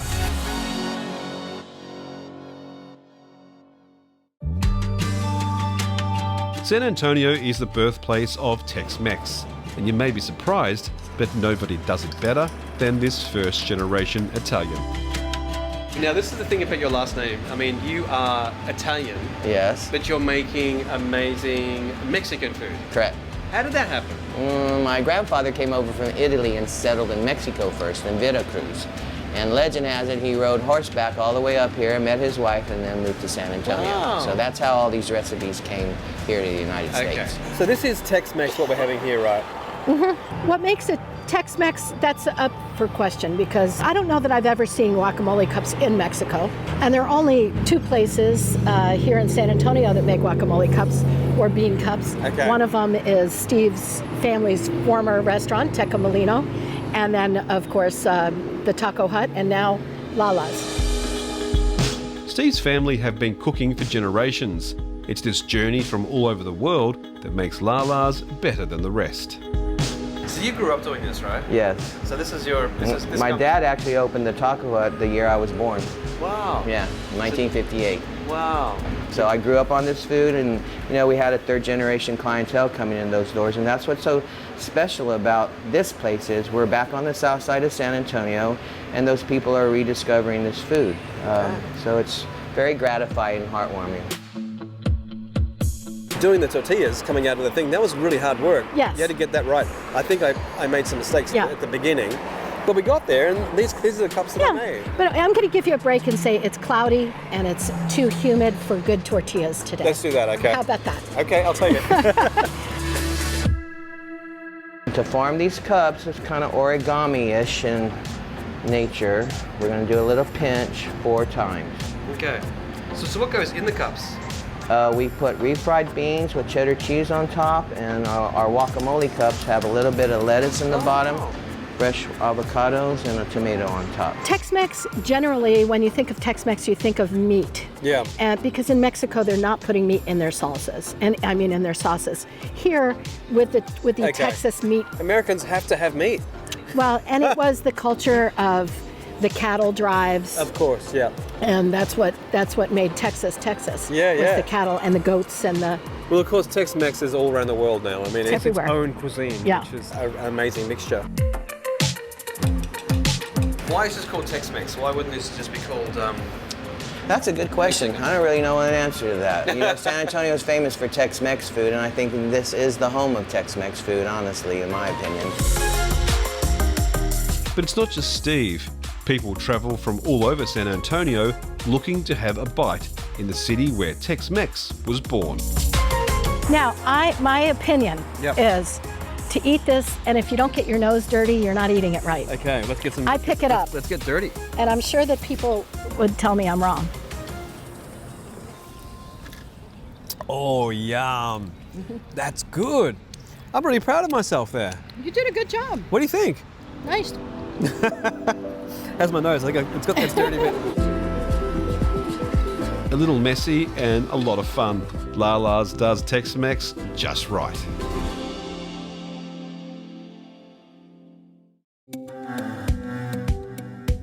The Pearl District in San Antonio is a really cool part of town. New businesses are popping up in old buildings, giving the city a fresh new look. I stopped by Hotel Emma for a quick bite. It's a beautiful building that used to be an old brewery. Much of the old equipment has been maintained, giving the place a fashionable rustic look. Our bar is called Stanworth. And actually, quick story about that, it comes from a tradition that they used to do here at Pearl, which was the Stanworth privilege. And that basically is that if you work at a brewery, you can drink off the line a beer. You cannot. As long as you don't get drunk, that's the one rule. Well, if you drink off the line, you're going to get drunk. Well, eventually, but they didn't catch on at that point. So yeah, so we repurposed the name into that. Wow. Unfortunately, it's no longer live for us. We can't drink at the job, but back then they did. I love that idea. I mean, it's actually I don't love that idea at all. It's a very bad idea. It's a very bad idea. Wind machines, machinery, yes, no, everything like not good. Times have changed. Thank God. There's something about the architecture, isn't there, that lends itself to create something as beautiful as this. I was going to say that, yeah. The interesting thing about the rooms like this one specifically is that we had to work with the building. This was the brew house originally. Okay. So every room here is a little bit different because of the original building itself. Okay, which is great. Which is I love unique. the beams. Yes. Love the interior design, which is kind of like a warehouse chic, kind of wealthy. Yes, definitely. Yeah, it's just stunning. We like to say that is if you're visiting a well-appointed friend's house or an appointed uncle or aunt. Yes. Love that. Yes. So if I was staying here, can I have my meal? Absolutely. Part of what I do in my role of culinary concierge is curate that for you. So I love that idea. We usually reach out before you arrive. We'll have a conversation. We'll get to know each other a little bit, so that then we can curate something that you're going to be surprised and. So then you can look after vegan. You can look after. Absolutely. If I love Italian food, you can make some Absolutely. Italian. I love this already. Just like the interior, the food here is bespoke as well. This is a very interesting dish called molletes, actually. And molletes actually came as an inspiration from our last, earlier this year, the executive committee of the hotel went to Mexico to get inspired in every possible way, right? And one of the inspirations was this dish. So this is a real Mexican dish? This is a real Mexican dish. And It's you a know what? white bean. I mean, a real giveaway are two things on this dish. One is the avocado, and the other one is the jalapenos. Yes, absolutely. We love spicy here. This is great. And then you have a Scotch egg, yeah. Cornbread, Scotch egg, a little creme fraiche, Okay, and great. of course a little arugula on the side. Everything here is very different from Lala's, but still each meal takes advantage of local resources. What you end up with are beautiful dishes with a strong Mexican influence. Amazing. Right. The jalapenos aren't too strong and aren't too powerful, thank God. Yeah. But just stunning. It's a nice balance, right? And the white bean also balances the dish quite a bit and it gives it that roundness. Can I try a little bit of yours? Absolutely. This is the egg. What's this covered in?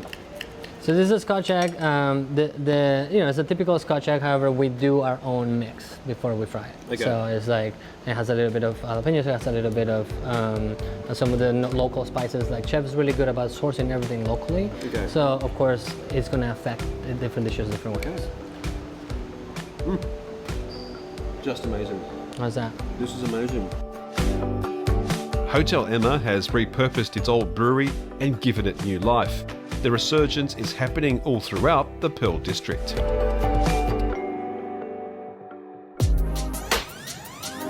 Just around the corner, we meet Chef Rico. He's turned an old boxcar into San Antonio's coolest new restaurant. It's not exactly Tex-Mex, but it's definitely Texan. So there's no Tex-Mex going on here? No. No.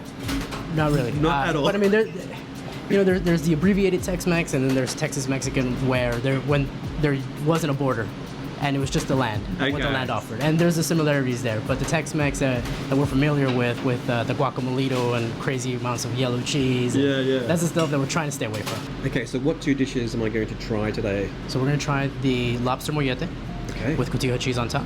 Yep. And then we're going to have the prawn aguachile, which is a guayaba aguachile.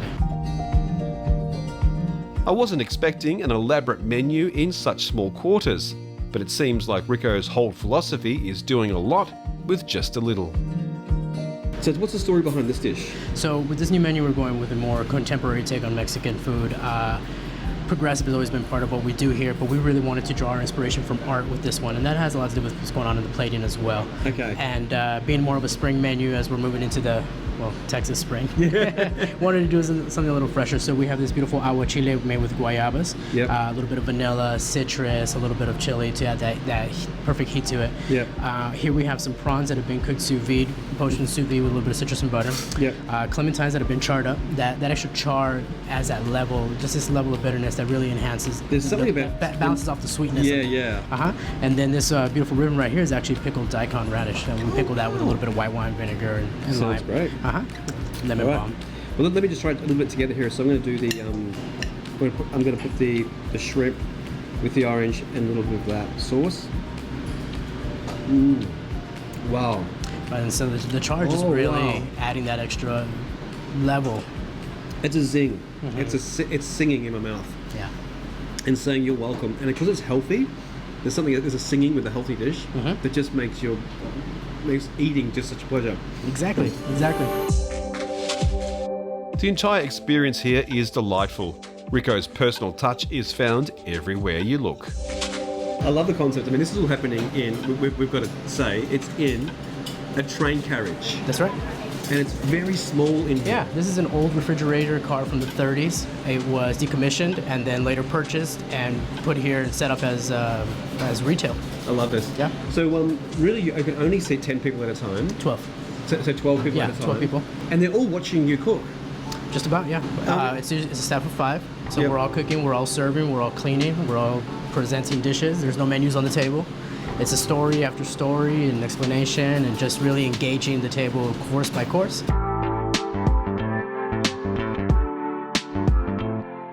This is going to be more of a centralized type of dish that you find in Mexico City, but we've kind of drawn inspiration from the coastlines as well. Okay. So we start off with a beautiful multi-seed bread on the bottom, lightly buttered and crusted and toasted, and then poached lobster. Yep. An avocado that we call tatemate. Basically what we're doing here is we char chilies, a little bit of onion, and mix that into the avocado to make the avocado mousse.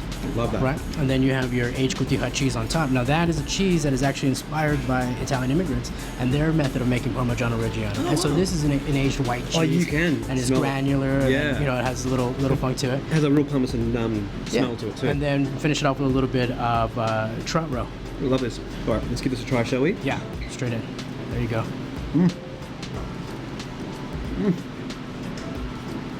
Right, so the acidity in the avocado, and then that aged flavor out of the cheese.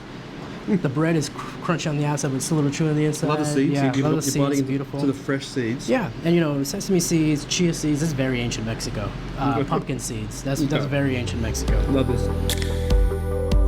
Ancient recipes with a modern twist. This hot new restaurant is something to be shared with friends. This is an experience. So people who come here, not only do you get to meet other people, I guess, because, I mean, if the 12 people they're not all friends, right? Not always. Wow, so you kind of... But they will be at the end, you know? You get these, let's trade emails, let's do this party again, and, you know, it happens that way. But then you do have people that buy the whole table, and it's their party as well. I really like the idea of not knowing anybody, coming in here. It's a very intimate setting. The stories are just absolutely stunning, and each meal kind of matches the story, which is almost like theatre. Yeah. I mean, really, it's more of an explanation or a little tale about history or where the dish came from, but it feels like a story. It feels like you're theater and you're watching something happen and unravel before your eyes, and what's the next surprise, and this, you know, every dish is better than the last dish kind of thing, and I don't know which one was my favorite. Like, it's such a fun dinner experience. An unforgettable experience here in the heart of San Antonio.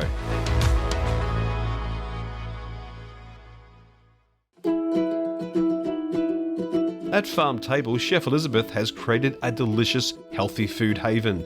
She's crafted a menu designed to heal with nutrition. At the time, working for the Culinary Institute of America, and I was constantly saying the word culinary, and I was using the phrase culinary medicine, and I was looking for a synonym to culinary medicine that was a very simple two-word phrase that was a double entendre. So here you go. I love you. Farm Table. I love you because you love food firstly, but you love people. Yes. And you can tell that when you walk into this place, everyone's so happy, and it's that smile thing going on.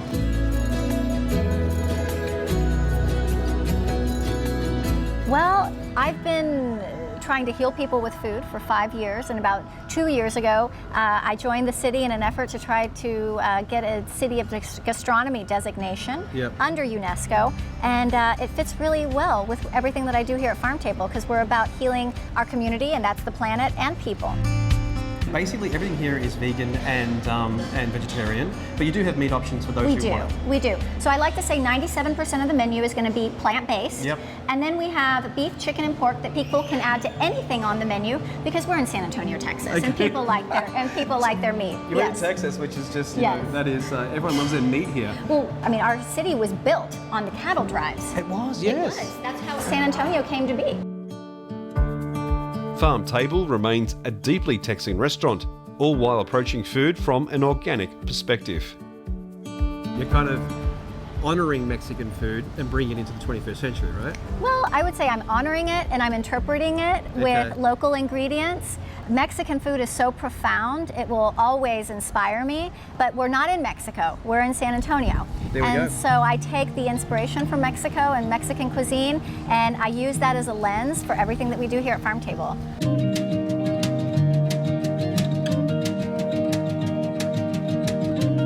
You've taken the Mexican culture and cuisine and transformed it into a modern way that is more beneficial for people who eat it and also better for the environment. It is. This is still Tex-Mex, right? We actually call this Tex-Next. Wow. I like that. Tex-Next, a fresh take on classic recipes. Should we try it? Yes. Let's do it. Oh yeah, look at that. Do you know what? It just looks beautiful. Even if it doesn't taste good, it just looks amazing. But let me just taste that real quick. How could it not taste good? How could it not taste good? Elizabeth, that's really meaty. It is. Really meaty and just stunning. Love what's going on there with the crispiness of the garnishes on top. Just a stunning, stunning meal. So if Farm Table was in Italy, for instance, it would be totally different. So you'd be able to do the same kind of thing? Absolutely, So absolutely. Okay, and what was in China? Same thing, but you know what's funny? I was in China in January, and when I went to the farmer's market, all the vegetables were the same as San Antonio, because because in Macau they have the same the same environment. So this can be applied to every culture? It can be applied to every culture, and it should be, because I really believe that you have to acculturate the food to the place. Yeah. And so here in San Antonio, Farm Table has more Mexican or Mexican-American inspired things on the menu, because that's our demographic. There we go.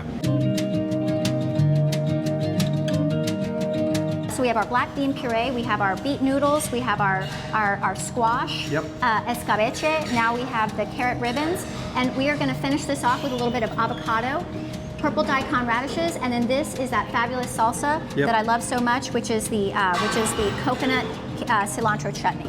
I just feel like you're a kid in like Disneyland. Well, I like color. And you love color, you love food, you love caring for your body and others.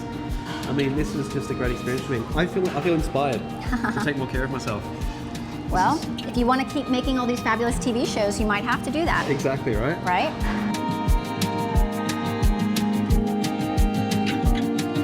Here we are. Let's try this. Thank you so much. You're welcome. This is just great. I really want to try this base as well. Look at that. It just looks absolutely beautiful. Absolutely. So many flavors. The fennel. I can taste the fennel. And there's also a little bit of smoked Spanish paprika in there to make it smoky. Just stunning. While the style may change, chefs throughout San Antonio are remaining true to their Texan roots. Thanks for coming on the tour with us. Join us next time as we continue our tasting journey throughout America.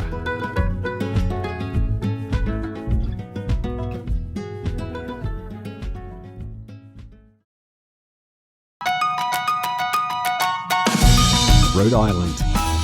This place is a hidden gem that's just north of busy New York. It boasts pretty open green spaces, stunning architecture and locally sourced gastronomic delights. The beautiful, inviting neighbourhoods are laden with historic mansions, and the town itself is rich in culture and community spirit. In this episode, we explore several iterations of a local success story, the restaurants and services of Stoneacre as it breathes new life into this already exclusive food scene. I'm a complete sucker for the clean, crisp, considered New England lifestyle, and Newport is sure to impress. Welcome to Newport, Rhode Island.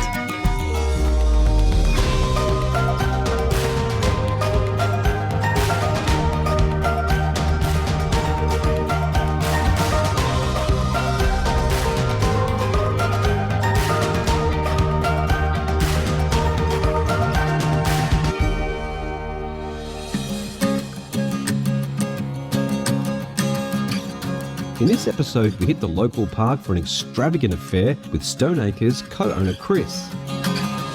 We head to their sister restaurant Stoneacre Garden for some fun favourites as I sit down with local food writer Andrea.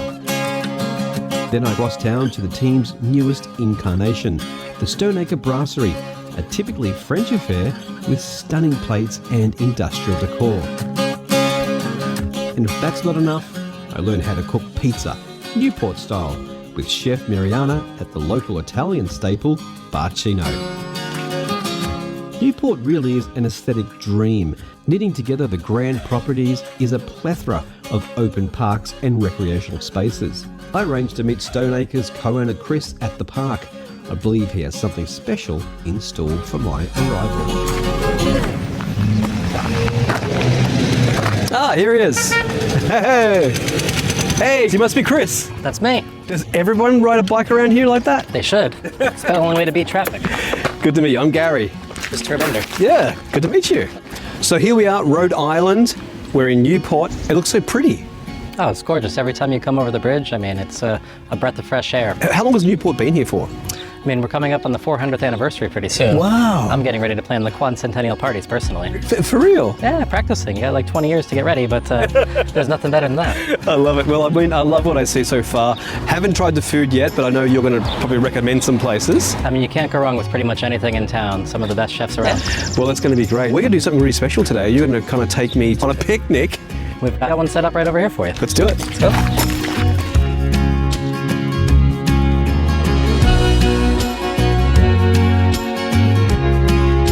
Chris, this is insane. Are you serious? Make yourself at home. This is great. You do this for people. Anybody, anywhere you want. Wow. So just sit down? Yeah. Okay, this is great. Oh my God, there's a whole spread here too. This is just insane. It's quite a spread, isn't it? So who would kind of do this on any given day?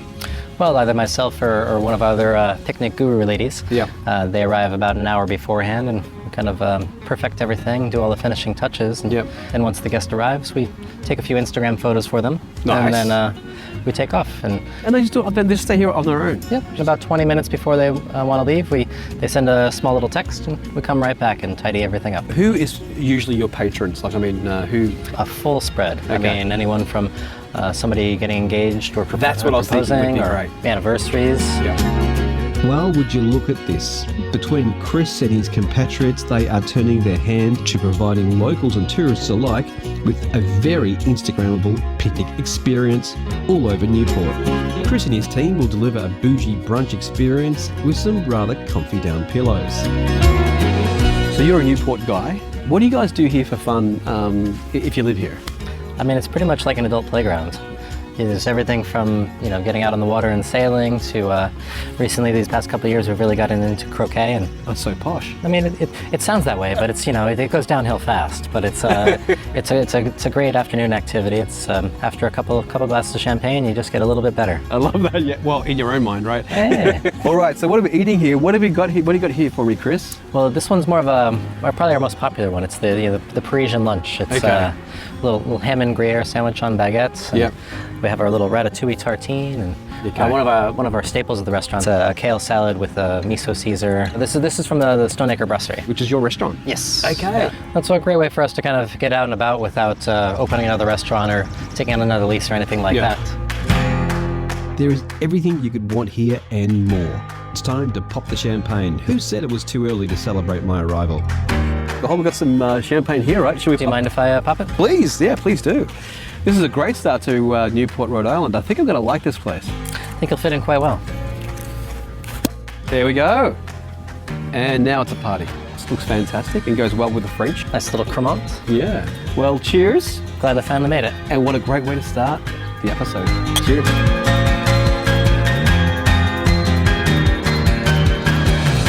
If this is a welcome party, I can't wait to see what else is in store for me in beautiful Newport.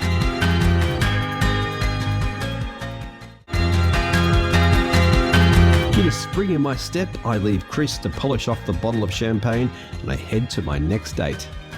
I'm quite taken with this place already. I drop into local food writer Andrea at Stoneacre Garden for all the gossip on what's hot in the food scene here. So I'm catching up with Andrea McHugh today. She's the food editor at Newport Life magazine. And she's brought me here to one of her favourite places. It's got such great character. I love that kind of Hamptons kind of feel it's got here. I'm really keen to try the food. Stoneacre Garden started about a year ago. We realized the need for more outdoor space and more creative energy in Newport. We're able to get top quality ingredients, and then we've decided with this property to put an Asian twist on everything. And it's Andrea. Hello. Nice to meet you. Great to see you. I know, right? Welcome to Newport. Thank you so much. I've been to some towns around the United States, but I haven't seen one as pretty. Oh, I fell in love with it myself. I'm not a native. Okay. I came to visit around 19 years ago and never left. But the coastal charm of this place, it's sophisticated, it's chill, it's everything. It has a little vibe everywhere. What are the people like here? What are the locals like? Because you've got really wealthy people here. It's the entire spectrum, and one of the things I love about here is that everyone does the same thing, same places. You might be at a dive bar with a millionaire sitting next to you on the bar stool, or you can really just have an adventure every day. How is the food scene going here? It's changing, right? It is. Newport has 4 centuries of food and history and culture and hospitality. So it's literally woven into the fabric of the city itself. Yeah. We have traditional New England fare. We, of course, take advantage of the sea right here. We have more than 1,000 farms from where we're sitting right now. Really? And we're getting an amazing, beautiful fusion of international talent, chefs and restaurateurs that are really elevating the culinary scene here in town. Because this is what you're thinking food all the time. I'm thinking food all the time. Yeah. I do. So I've got the Stoneacre Garden, which is kind of a cool, kind of very cool, vibey kind of place. What are we going to be eating here? We're going to have their poke bowl and their ahi tuna tacos. Sounds good. Obviously, having a restaurant right by the water, you do want to try some seafood. And obviously the best way to have seafood is when it's absolutely raw and fresh. So I'm really keen to try what their kitchen is presenting today. First, we have grade ahi tuna. It's marinated in hoisin sauce, and then we lay it over some rice and a green bed of salad. So you have edamame, fresh carrots, and some red cabbage. Because of the ingredients that we're using, we really want the freshness and the brightness to come out, layered with the quality of the seafood, and then just the accents of Asian ingredients. Sounds right up my alley. I can't wait to try. Alrighty, this looks good. Thank you, sir. This looks great. Okay, so we've got a poke bowl, which is kind of like a really traditional kind of poke, which is kind of cool. Ahi tacos, which are kind of cool. These are crispy. Yes, it's almost like a wonton wrap. All right, let's give it a bit of a try here. So you get some of that sauce with on top of the rice there. And look at that ahi, that looks really fresh. So amazing. Yeah. I mean, we have a huge fishing fleet here in Newport and throughout Rhode Island. So we have a state pier, and it's not uncommon to be eating at dinner time what was caught that day. That's great, that's right. Oh wow, it's kind of like a really roasted kind of sesame flavor going through all that. I really love the sauce they've got on the rice there. Great. All right, let's check out the, look at that. They've got some amazing sauce, which I'm not sure what that is, but just looks great. Sesame seed as well, and fresh ahi. Let's get that. Dive right in. Let's do it. Wow. A lot of things coming together. Sesame seed, which kind of gives it a little bit more crunch as well. And again, great produce. This is so cool. Oh yeah, I like that. Love that. That's good, right? Yeah. We have got a lot of food here to eat. You've been amazing. Thank you so much for I've had a great time. giving me the lowdown. Cheers. Cheers. Thanks to Andrea, I feel educated on the scene here in Newport.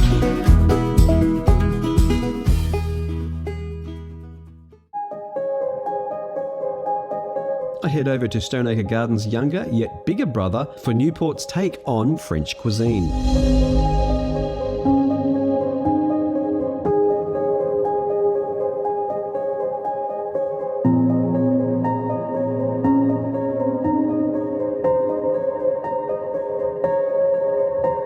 So this is Stoneacre Brasserie.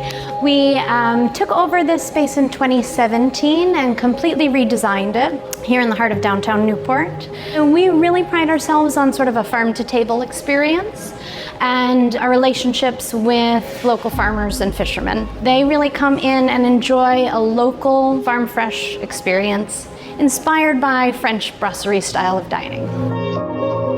So I'm heading into Stoneacre Brasserie, which is kind of like where France kind of meets Rhode Island, Newport, which is kind of cool. And I'm going to try some of their exquisite food.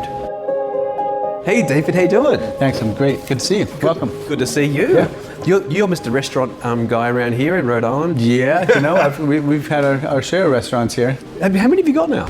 We've had 2 currently. Had a small little restaurant, Stoneacre Pantry, which is the foundation of all of the Stoneacre restaurants. Okay. We switched that to Stoneacre Tapas while we were building Stoneacre Brasserie. So I guess that counts as 2 restaurants there. Yeah. Opened Stoneacre Brasserie, and then last year, in the midst of a worldwide pandemic, opened Stoneacre Garden. So, okay. Yeah. Well, as you do. You know, I think not a lot of people had that opportunity, so we kind of jumped on it. There was, you know, a silver lining. COVID was a crazy, crazy time. Yeah. And it was an opportunity that we couldn't say no to. Together with my picnic pal Chris, David is the co-owner of Stoneacre and all the many successful offshoots. Stoneacre, what does it mean? Stoneacre is a property on Bellevue Avenue in Newport. Right. It was owned and called Stoneacre about 100 years ago. There's a big, beautiful mansion on the property that has since burned down. Then the property was landscaped by Frederick Law Olmsted. Okay. Olmsted played a big part in naming the restaurant Stoneacre because one of his philosophies in his landscaping was take what the earth gives you. Yep. So I thought that was sort of fantastic. A good energy to base a restaurant on. Yeah. So Stoneacre was it. We've been hanging our hat on that since.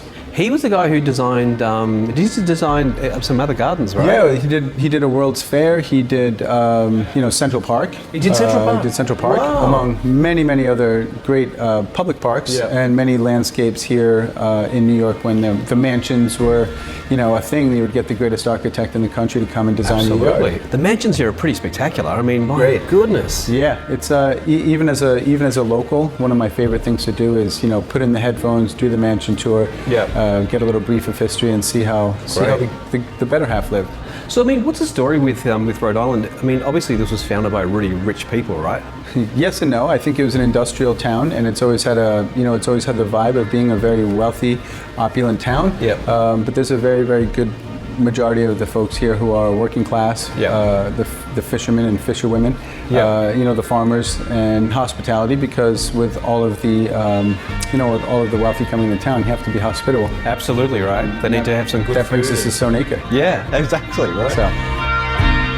With a huge bar and a nautically influenced decor, the space is inviting to say the least. Just love the look of it. I mean, what do you call this kind of look that you've gone into? An Art Deco. It's nautical industrial. Okay. Is kind of what we were targeting. Yeah. So we wanted some industrial, some nautical vibes to it as well. Love the front, the amazing chandelier, which gives it that kind of French kind of connotation, and I can see on the artwork too. It's there's the nautical kind of look. Yeah, it's got a big copper bar, 36 seats around the bar, so it's a gathering place. We're open a lot. We have a lot of different options for food. You can really blow it out, or you can really simply have some cheese and a glass of wine. What are we eating today? So today we have a barley-style risotto, where we would use the grain, cook it risotto style, sweet pea puree, and butter poached lobster knuckle. Delicious. Yum. So summery, refreshing, but also savory. How do you go about designing a food program here? You don't want it to be too French because you want it to appeal to Americans too. So I mean, how do you make that happen? The world famous cheeseburger, which is probably one of our most popular dishes. It's like the cheeseburger have appealed to a larger audience as we've had a larger restaurant, and I think they've been great successes. Yeah, great. Isn't it amazing? I mean, it's just take my hat off to you. You just started with something very small and growing into this restaurant empire here in Newport. Thank you. It's at this point I have very little to do with it. I pushed the ball up the hill to a certain point, and then somehow acquired a very strong team around us to continue to push it along. So it's less about me. It's more about the team. Hospitality is not about one person. It's about our whole team. So love it. Yeah.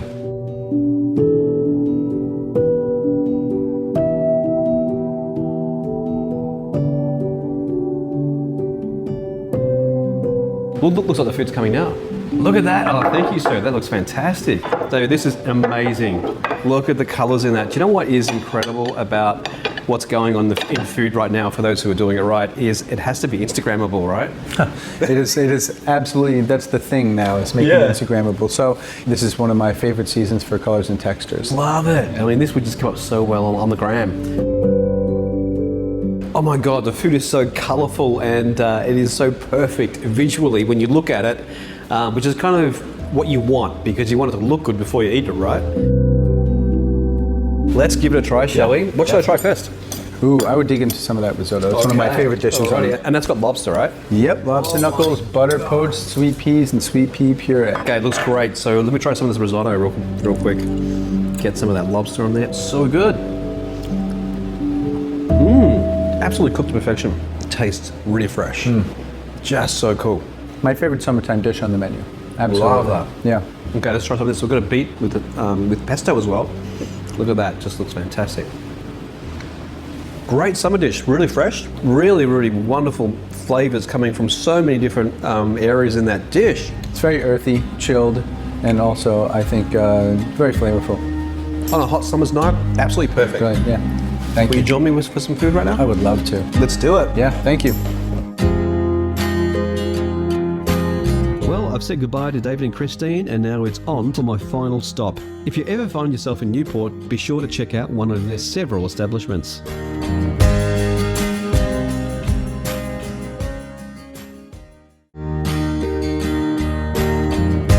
I hitch a ride to the local Italian, where I sample some familiar classics done slightly differently. I meet executive chef Mariana at her kitchen at Barcino. She's going to teach me how to bake a pizza Newport style. Hello, Mariana. Nice to meet you. Nice to meet you as well. I've got to tell you, I love your town. It is absolutely gorgeous. If you imagine drawing the perfect town, this is it. It's such a fun place to live in and work in. I mean, it's so beautiful. When you go to Disneyland, you see all the pretty houses and all the stores. I reckon they've modeled it on this town. Like, it's just so pretty, right? I think so. Yeah. All right, what are we doing today at Barcino? So we are actually known for our grilled pizzas. Okay. They're really special. We make them in-house every day. The dough itself, they have olive oil, fresh yeast, some sugar, salt. So we're gonna stretch some of those doughs, and we're gonna make a prosciutto pizza. I love it. And then you always say, then we're gonna throw them on the grill. Throw them on the grill.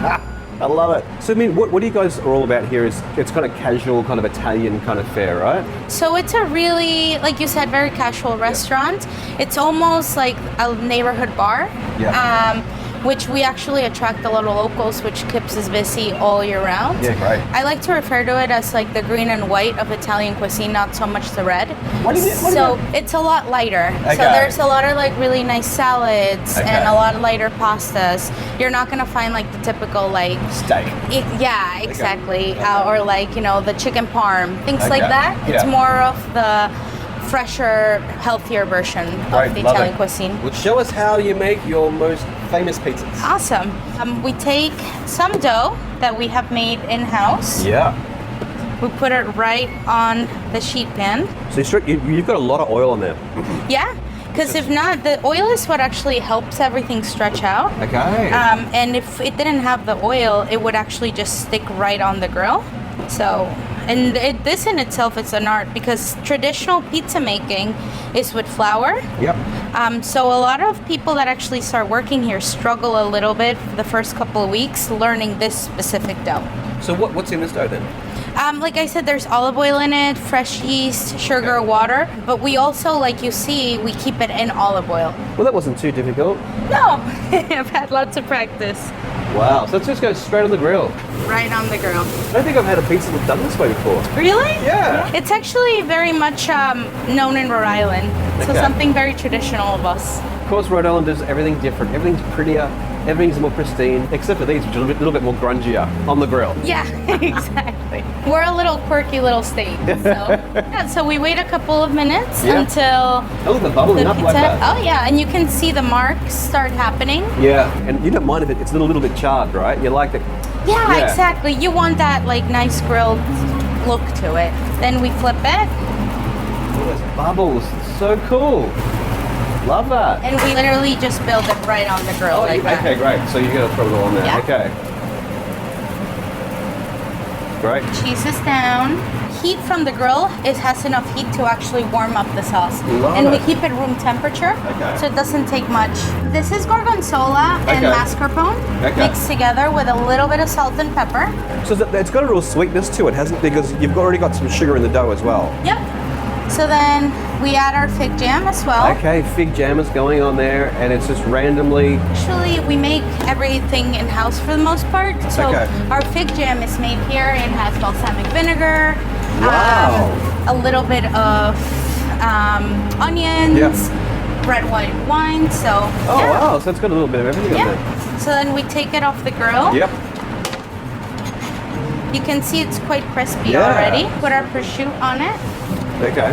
Which we slice in-house every day as well. Okay, prosciutto. Okay, so it's really quite generous with the prosciutto on there. Oh yeah. You want people to really taste it. And you know, with prosciutto, it's really important to us that we get the whole legs in because it needs to be thin enough that it'll melt on the pizza. Look at that. That's going to be so nice. And there's so many different flavors going on there. You've got the meatiness of the prosciutto, and then you've got the sweetness of the fig. Then we just finish it right up like that. Right. And that's enough to heat it, right? Oh yeah. Yeah. As you can see, all the cheese is all melted already. Yeah. So yeah. And that's it. That's it. Oh we my just God. finish it right up. So we're gonna put a little bit of A little bit of arugula. Yep. Salt and pepper. And then we just put it right on top like that. Look at that. That looks amazing. That's it. Check that out, guys. Absolutely incredible. I'm gonna try some. So we actually serve scissors with our pizza. I heard about this. Yeah. So you got to cut it up with some scissors, Cut right? it up right up. So we'll grab some scissors. Right. There's no wrong way of doing it. Okay, great. But Oh wow. So this would feed you could feed 4 people with that. oh yeah. And if you're really hungry. Yeah, absolutely. Okay, I want to get some of this jam as well because I think that's going to really give it a good tang. You can really taste. Fig is the hero here. The fig is just gives it that sweetness to everything, right? Love the dough as well, and I love that it's charred as well. And the olive oil obviously just makes everything just sing. Love this dish. Love this pizza. Well, I can't believe I've never had my pizza cooked like this before. The dough is cooked to perfection, crispy and bubbly, exactly what you want. The dashing of arugula really tops it off just beautifully. The flavors are incredible. It's about simple, great ingredients coming together to make an awesome dish. I love Rhode Island. I love Newport. Just come visit us more often. You've been amazing. Thank you so much. Absolutely. Pleasure. I'm going to eat the whole thing. Go for it. Sufficiently full of pizza, my time in Newport has come to a close. From picnics in the park among stunning architecture to French and Italian cuisine done with a Newport native twist, this beautiful part of the world has captured my heart. To reiterate the words of my friend Chris, an adult playground indeed. Join us next time as we continue our tasting journey through the United Plates of America.